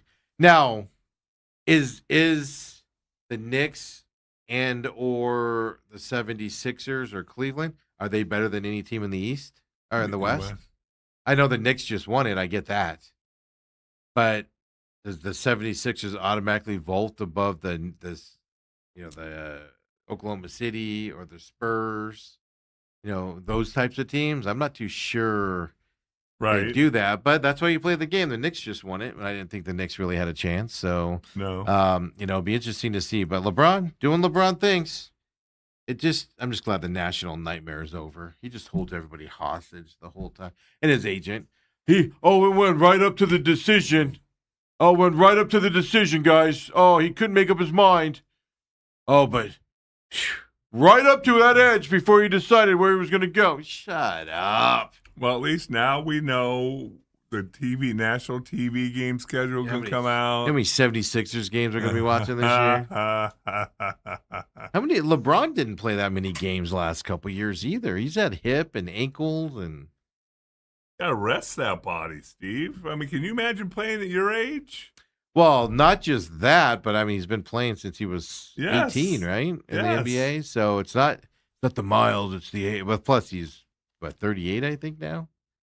Coming up here. No, he's 42. Is he 42? Oh. Let's He's see here. 38. Yeah, it's weird to see. I just pulled him up. Philadelphia 76ers small forward. Last year He looked weird in the 70s. You know, everybody can AI, yeah. He looked weird in his 76er. That blue jersey, I was like, ugh, that doesn't look right. Last year he played 60 games. Year before 70. Year before 71. So and then there are a couple years where he played 55, 56, 45. So seems to be in the 60 to 70 game range. Yeah. Well, yeah, I mean, no, he gets injuries. Like last year, I get my years confused now.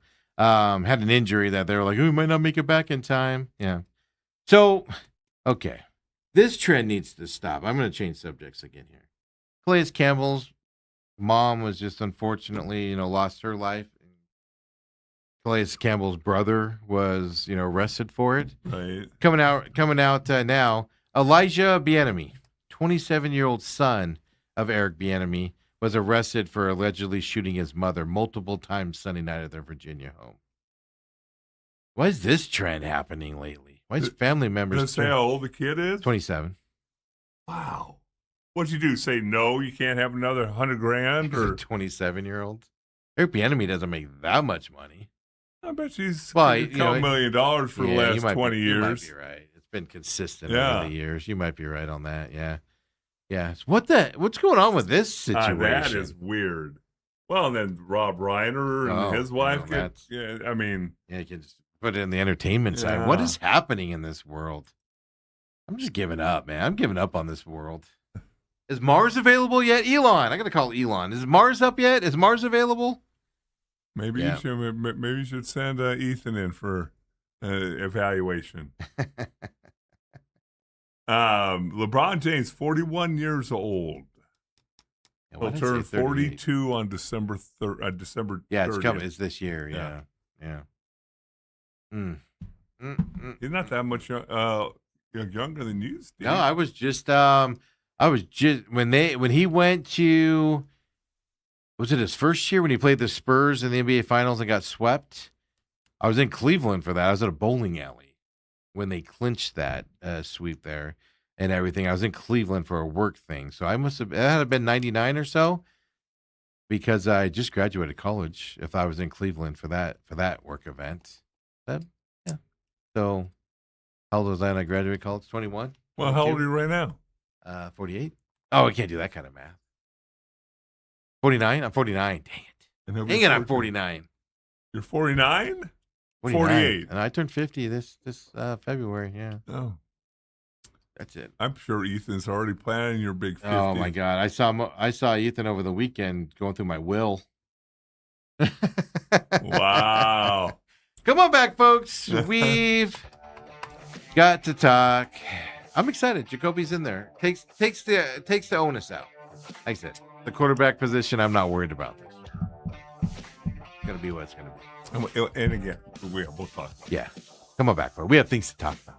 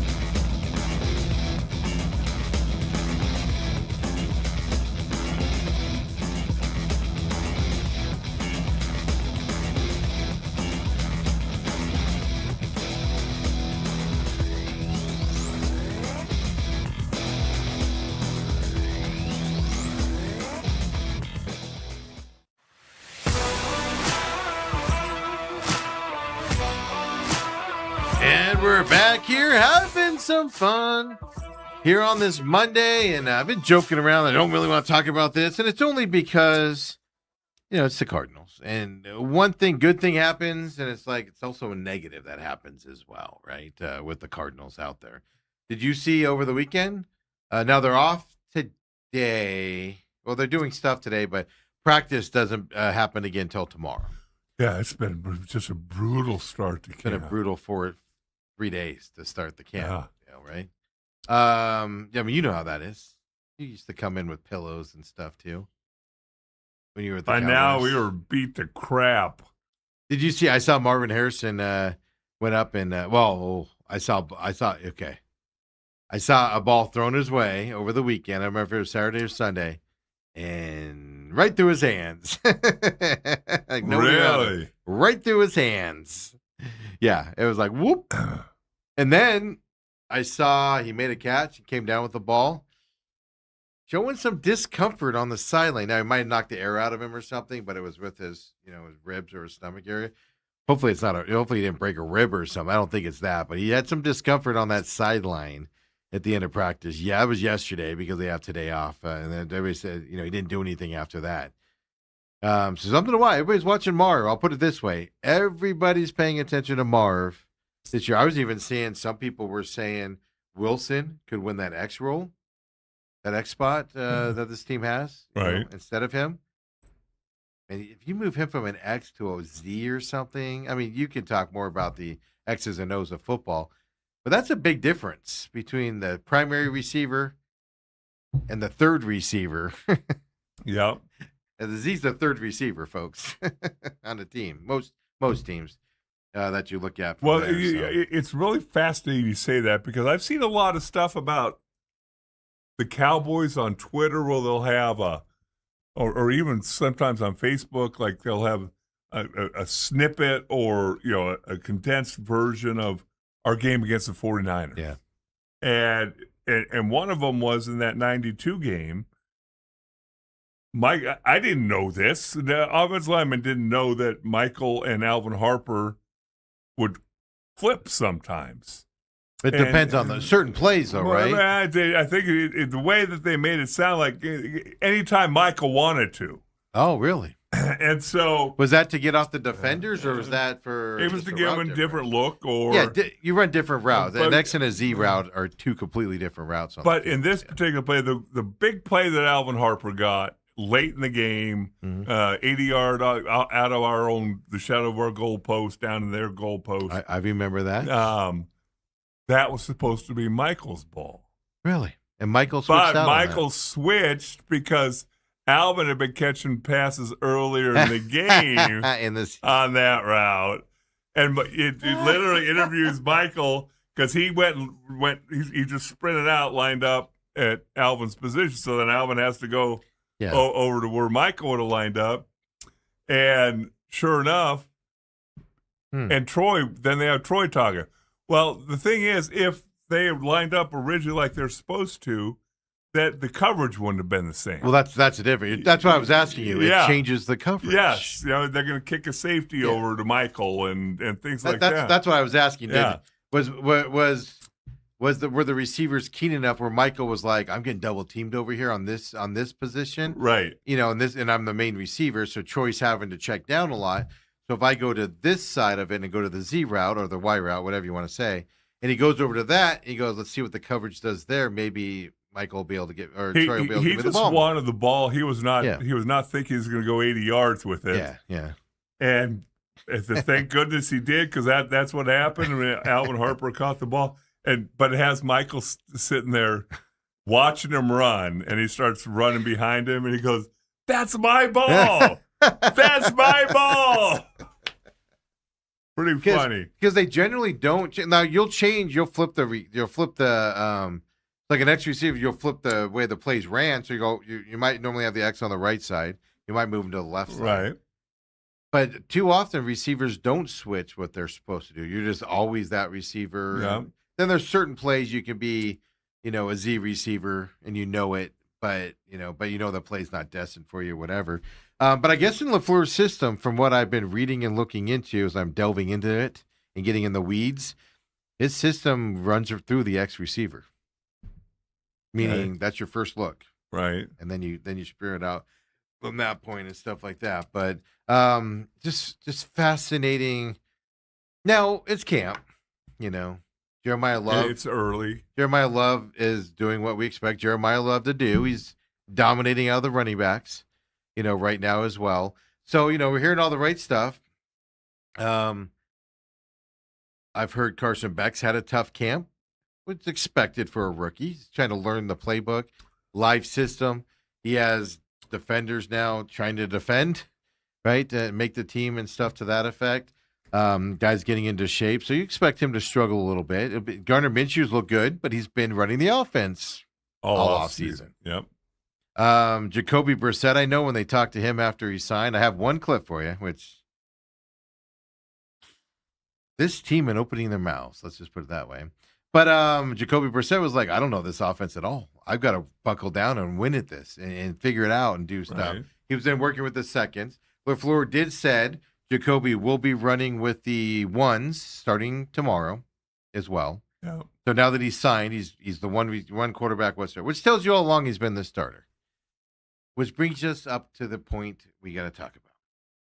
Cardinals sign him $15.5 million for Jacoby Brissett. I told you guys 2 weeks ago. I'm hearing the numbers $15 million. Last week, Chuck Harris, friend of the program, he reported $15 million. About the same time I did. Local savant who breaks everything on 98.7 in the afternoons, he reported last week $15 million. And he signs for 15.5. It's been 15 all along, folks. Why are you arguing with the guy for 50? I said that all along. If it's 10 to 15, why are you not closing this deal up?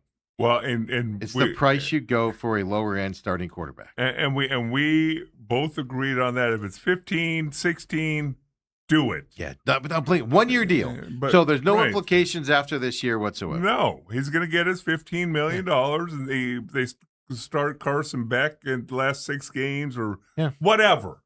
But I guess my only question would be, was Brissett asking for over 20 to start off with? The reason why you have to question that, we don't know, but the reason why you have to question that is because with incentives, he can go up to $21 million. Yeah. So was that the negotiation? He wanted 20. That we don't know yet. Right. Will we find out? I don't know.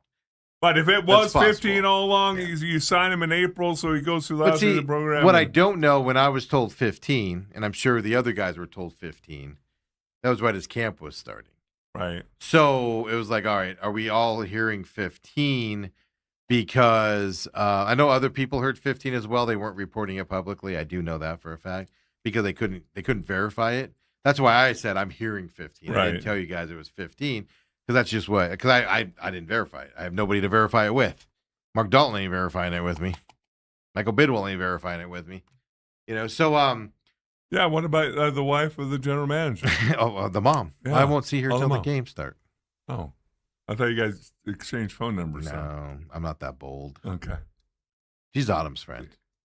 Well, Autumn could exchange it. Just say, just because we're friends. And then make a phone call. That's weird. I feel bad. Hey, well, what's your son saying about this whole Brissett situation? Interesting enough. I told you, I don't think they necessarily talk in depth about it. Because last year I made a comment about, because the dad was there. And the dad's like this gruff, grandpa, type of a guy, just, and super nice guy. But, he's just a gruff dude. And he said something to me, and I go, he goes, we'll see you next year. And I go, will we? And he goes, good question. I wish I knew. And I was like, they don't talk at all. His reaction was generally, oh shoot, you might be right. And if they were having conversations, he would know, if he was safe or not. Well, I can tell you this, because as a kid, I think I've told you before, my rookie contract, I held out for 3 days. Yes. I didn't know what a holdout was. I didn't know why. I didn't understand why I was holding out. Weren't you trying for like $30,000 or something like that? No. So what it was back then, as a drafted rookie, you signed a 3-year deal with a 4th-year option at the team option. Well, the fourth year was automatically 125% That's what. Yeah. of what your third year salary was. Yes. And so my agent was holding out for a little bit more on the signing bonus and more on the third year, so that if they chose to keep me, Your my fourth year year would would be more. Yeah. And, I'm staying with my parents, and they're seeing the numbers. And So you were sharing with your parents what you were. Right. Okay. The last time I did that. Yeah. Because after that, it was because my dad was beside himself. He's a mailman who's making whatever he's making. You were negotiating probably his yearly salary. Yeah, and holding out. Yeah. And for an additional amount, by the way. Yes. It's not like that was what you were making. That was like, well, no, I'm asking for this much more. Right. And you're already making more than he's they've offered, yeah. Yeah. And, all at the end of 4 years, all told, that 3-day holdout probably made me an extra $50,000. Yeah. Because I got more in the signing bonus, got more in third year, which means I got more in fourth year. But for those 3 days, my dad every day is like, well, when's your flight? And I'm like, we haven't agreed yet. Why aren't you at work yet? Yeah. Why aren't you at work yet? You going to work today? Yeah. Need a ride? I'll give you a ride. Yeah, but that was the last time I ever talked to my dad. After really that, you claimed ignorance? Yeah. Well, yeah, and you're right on that. But that's what I'm saying. That's my evidence. He doesn't sit down and talk to his parents about that stuff, because, it was genuine surprise when I said that to him, and he was like, "You might be right," And I was like, "Oh," I remember we walked off, and I looked at him and was like, "He has no idea what's going on with him," and stuff like that. It is an interesting way to live life, that's for sure. Yes. His parents live in Minnesota. I'm sure it's okay. I just let that out. They come out here for certain games. And as long as you don't give away their address, or you and Autumn aren't going up there to spend Thanksgiving. No, because they go up there in the wintertime. Who does that? Yeah, that's not smart. Yeah, they're like, literally, they're leaving. And his mom was like, "We're going back home." And I'm like, "It's December." Yeah. What? What's wrong with you? All right. So Jacoby Brissett. But here's the question. 15.5 chance to get to 21 million. What was the argument over? Why did it take 7 months to do? Unless Jacoby was asking for 21 million guaranteed. 25 million guaranteed. Well, I don't think we know the guarantee and stuff yet, right? We don't know any of that. Well, 15 is guaranteed. 15 is guaranteed. Yeah. Okay. Which again, it just goes to the perception. They have that money under the cap, though, because the other thing I was saying, that's what I mean. And if he's wanting a 2-year deal with some guaranteed money next year, that's an absolute no. Yeah, absolutely. No, his deal is for 1-year deal. Yeah. But that's the thing. Maybe he was asking for 2 years. Yeah. So he has something next year and stuff to that effect. So maybe he was, if you're going to give me a 1-year deal, well, you pay me more this year to go out there and get my brains beat in and try to win games for you, when we all know we're not going to win a ton of games. I think the Cardinals are winning 5 games this year, by the way. Well, then you got to take the over, Steve. I already did. You did? I did it 2 weeks ago. Go ahead with your bad self. We'll talk more about that coming up here. But that's just the argument. That's what you got to do. And then everybody online, because this is what the Cardinals did, and Jacoby Brissett to a certain extent. They argued over this. So you have the anti-Jacoby. He ain't worth it. He only won 1 game last year. Yeah. He ain't worth it. Why are you letting this guy hold you hostage? Just go with Gardner Minshew and Carson Beck and Slovis and move on with their lives. Cut him now. You have people that went hard into that camp. Then you got people on the side of the camp, but pay him a starting wage. I'll put it this way. If it wasn't Jacoby Brissett, if you named Gardner Minshew, let's say you cut Jacoby Brissett and said, Gardner Minshew, you're our starter. Do you think Gardner Minshew is going to be happy making $7 million as a starter? Folks, I got news for you. He's going to come back asking for 15 to 20, because that's the going rate for a starting quarterback. A low tier. End. Yeah. Geno Smith, I said last week, was it 19 or 19? Yeah. That's the going rate. So you don't think Gardner Minshew would have been like, "Oh, I'm your starter"? Well, you need to bump my pay up before the season. It's one thing to become the starter in the middle of the season. It's another going into the season with it. The Cardinals messed up because they named him the starter months ago. That's where they messed up. Gave him the leverage at that point to do this. It's just, what are you doing? So now you've divided the fan base on top of it, Dale. The amount of people, when he signed this, ripping Michael Bidwell for delaying it for only this amount. and only this deal was amazing. The amount of people that were ripping him for giving into Jacoby Brissett and giving him a pay raise was amazing. And this is just what I talk about with the Cardinals. You just sit here with the 2 tickets, you have 4 and you pay an astronomical amount for 4, but we're only going to give you 2 to the Sunday deal with season ticket. We're going to show you how much you mean to us as season ticket holders. Only you and somebody else can come. They don't want it to be overflowing with people. They want you to Nobody's showing up to this garbage. I'm pretty sure of it. So it's just the perception of how you treat people and that stuff. And you gave your fan base more reasons to not like you moving forward. And that's what I don't understand what they do. I don't understand at all. I'm happy Jacoby's in. I think Jacoby's the best chance they've got to win games early in the year. I would even argue Gardner Minshew probably. But again, it's almost one of those things where you let Jacoby Brissett start like the first 5 games. Then you go to Minshew for 5 games because I feel like they can win 2 out of 5 games, both of them. So you have 2-5 with Brissett, 2-5 with Minshew. You have 4 wins right there, and then you can decide from there what you want to do if you want to see Beck or whatever. It's almost like we got to do that, but it just goes to the whole perception side of it. And then Jacoby Brissett, Ethan, turn this volume up. We might have to play it a couple times here. Jacoby Brissett goes to the podium after he signs. He's going to start with the starters tomorrow. He's got to learn the offense. Completely different. I think he'll fit in good with this offense. I do. But he goes to the podium, and it says things like, hey, I don't know this offense. I've got to study harder now. I got to get out there. We got to practice and get this knocked out, blah, blah, blah. He said all the right things there. And I left the question here. I don't know if you'll be able to hear it, but he's asked about if he cares what the fan reaction is to him signing. Because it was super negative, at least on the social medias, of the Cardinals signing him for $15 million. The amount of fans that are upset about it, it was shocking to me. Here's Jacoby Brissett's response. I left the question in. You might not be able to hear it, though. Here we go. About what? The fact that holding out after going 1-11 for a team that struggled a year ago. So what's the question? What would you say to those folks? Could care less. Deal got done. I don't know, Dale. What's your opinion of that? It's my money. I don't care. I don't care what you think. I agree with because the day a player starts caring what the fan thinks is the day you're probably not in the NFL very long, right? I would think so. But then you sit there and you say that to people that are royally up in arms with pitchforks that Cardinals gave in to you. What could he have said that would have made them be happy with it? Well, they never would be happy. That's issue number 1. But number 2 is you go, you know what? Deal got done. I'm excited to be in the camp.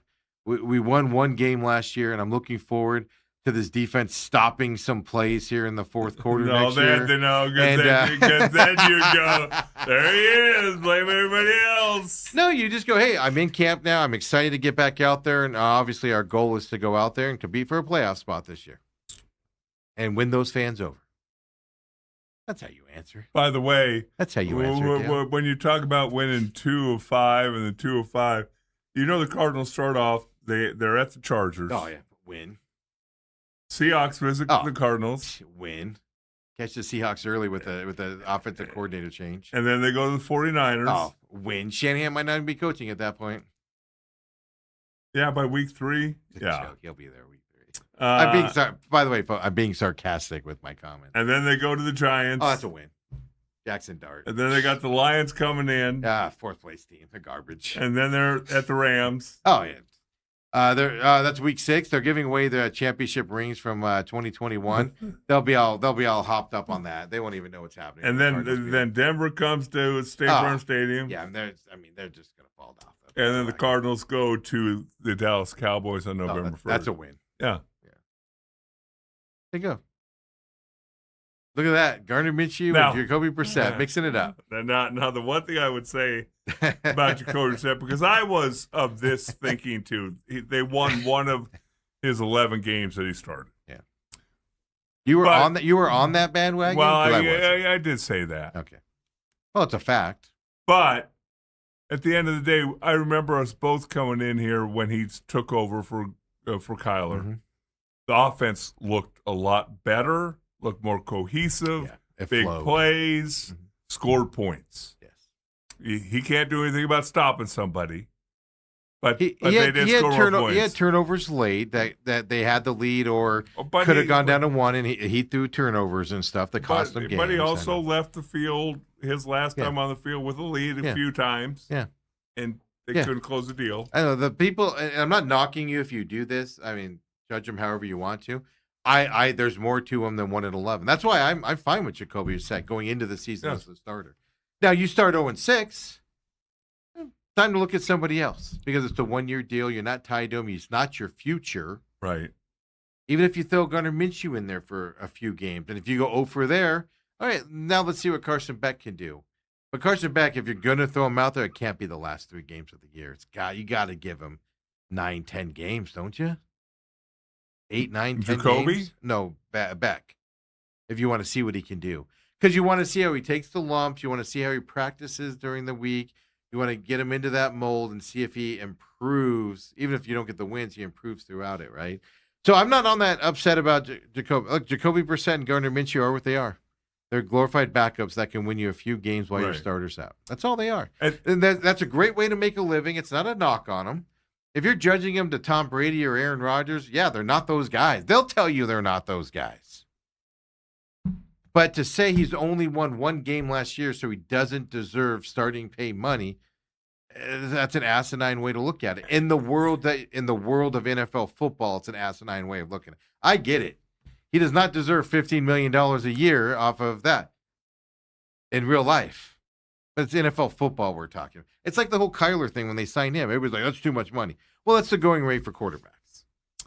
So that's what you have to pay for. And it's really not even the going rate for a mediocre starting quarterback. It's still below the lowest paid starter. Yes. But he can get up there if he wants to. Yeah, but you have to be in the range. Right. 15 million. We said it from day one. You can't be at 5. Well, we said it from day one. If it's 15 million, sign him now and let's go. Yeah, he should have been here in the offseason. We literally twiddled our thumbs, lost precious times with him under the new system because you wanted to just fart around and end up right where you should have been. It's like that's my biggest thing. Like I went through this, I've gone through this with a lot of other entities, like in my business life and stuff like that, and things I deal with. Well, I literally will tell people, we know where we're going to end up at, so why don't we just go there now? And people will be like, no, we're not going to end up there. And 6 months later of heartache, pain, screaming, yelling, crying, arguing, feelings. you end up end up right in the back spot, and everybody's like, oh, here you go. I'm glad we got this deal done. Dude, we could have got this done 6 months ago and been happier for the last 6 months. If it was actually for 15 million. That's the thing we don't know. Yeah. That's the thing we don't know. But it goes to the perception. Right. If I was the Cardinals, I would have landed on any number but 15. You'd have paid $1 million. I would have been like, here, you get 16. Or you're getting 14, and we'll throw $1 million. If you start game 1, we'll give you $1 million incentive, to get to that 15. Because it's just the perception. It looks like the Cardinals argued to get where they should have been the whole time. That's the Cardinals. Get out of your way. And then you got, and I get it. I get Jacoby saying he doesn't care. It doesn't bother him what the fans saying. He only won 1 game. I get it. He shouldn't care what the fans think. But again, the perception of it, Dale. You had a chance there to at least take a step with your hand out to the fans that don't want like you making this money. And instead, you just were like, I don't care about you. Moving on, right? It's just the perception of it. And then, right, you guys remember the clip. I played it, Bussin' with the Boys. It's one of the few sports podcasts I listen to regularly. It's got your boy on it, Luan, and everything, Will Compton. It's a little sophomoric for me at times, but they have great guests on there and they talk about it. But Trey McBride goes on that, and Trey McBride says, fans here are everywhere, from everywhere. We have the greatest fans here. Boy, was he walking that back over the weekend.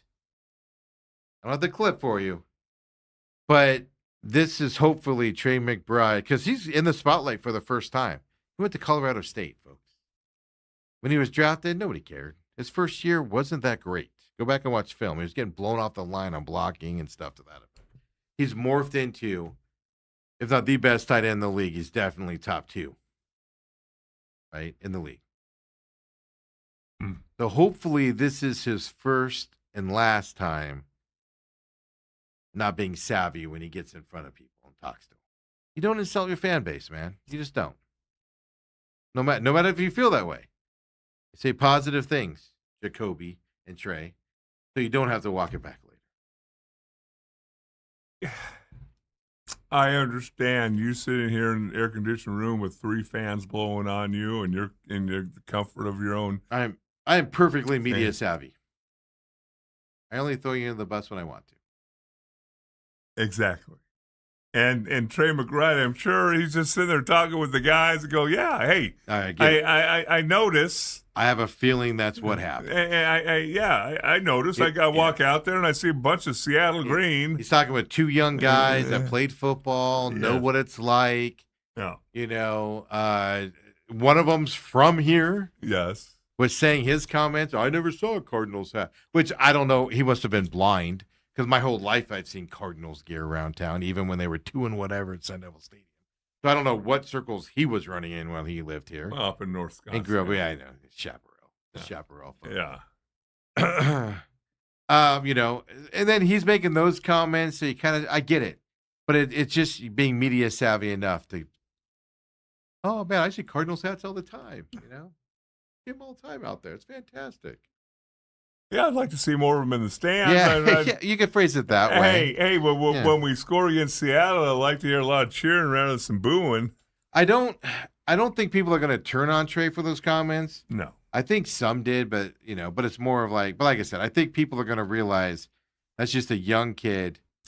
A lot of times when the spotlight hits you for the first time, you're like, this is easy. This is cool. What's his name with the Rams? Michio Paku or whatever. Puka. Michio Paku. Puka. Wow, Ethan knows Puka's name. Yeah. That was quick. Right? Gets hit in the face with the spotlight. Unassuming kid. Nobody paid attention to him. And all of a sudden, everyone's paying attention to him. And trouble right out the gate. It hits you hard. It hits you fast. What I'm saying is give these guys some media training, people here, Cardinals. They need it. They need it. So hopefully Marv isn't that hurt. He was showing some discomfort in his midsection yesterday. I didn't see what happened, but I heard he fell on it. He got a ball and fell on it. And again, ball hit him right in the hands, Dale, and he dropped it. And I refuse to start off negative, Steve. You can, you will, you do.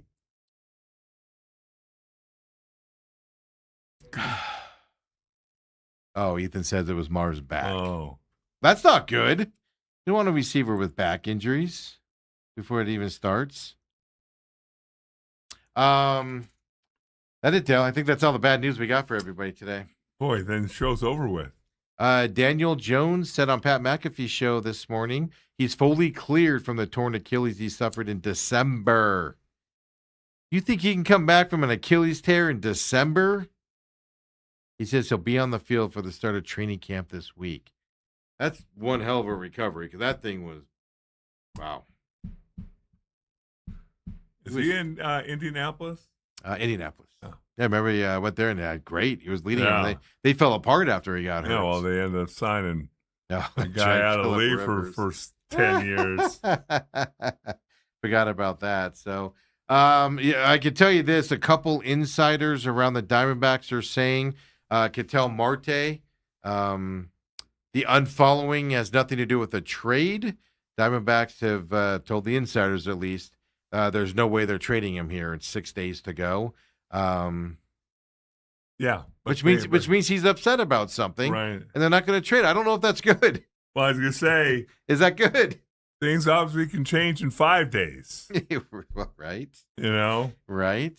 I just like I said, I see patterns and stuff to that. In the lineup on the 23rd, scratched an hour later with a back issue, played all weekend. Unfollows them. Something's up in Smallsville. Something was said or something he didn't like, and this is his standoff. This is his thing in the ground, right? Flag in the ground. Yeah. Chris Sims is talking about Kyle Shanahan's information delay on the program today. I don't know what he's saying, but I'm fascinated by that story. I get it. It's private. Like I said, I get it. It's private. But just to even go, hey, Kyle Shanahan was in an accident. He's all right. Yeah. Badly bruised. He's going to have to miss the beginning of training camp in 11 days. He had a bad concussion. You just say that. Right. Even in a press release, you say that. Keep it quiet. It's weird to me, man. That is. And then the media went along with it. Now, it happened at the time where nobody's around. None of the beat writers are at the facility because nobody's practicing. Right. Everybody's on vacation. Coaches are on vacation and all that stuff. So it's easy to hide it in this period. Any other time of the year, you ain't hiding that. People are going to notice Kyle Shanahan's not around. Yes, he's going to miss practice. And yeah. Hey. Or even in April, after OTAs end, they're still there working and stuff to that. So it happened at the right time. So it's going to be fascinating to see. But my bigger worry there is you're just not going to be able to trust any information around the NFL moving forward, especially when it looks like they colluded with ESPN to put it out. We talked about that earlier as well. So Nathaniel Hackett, he implied James Conner's the leading candidate to be running back one. Everybody else is saying it's Jeremiah Love and not close.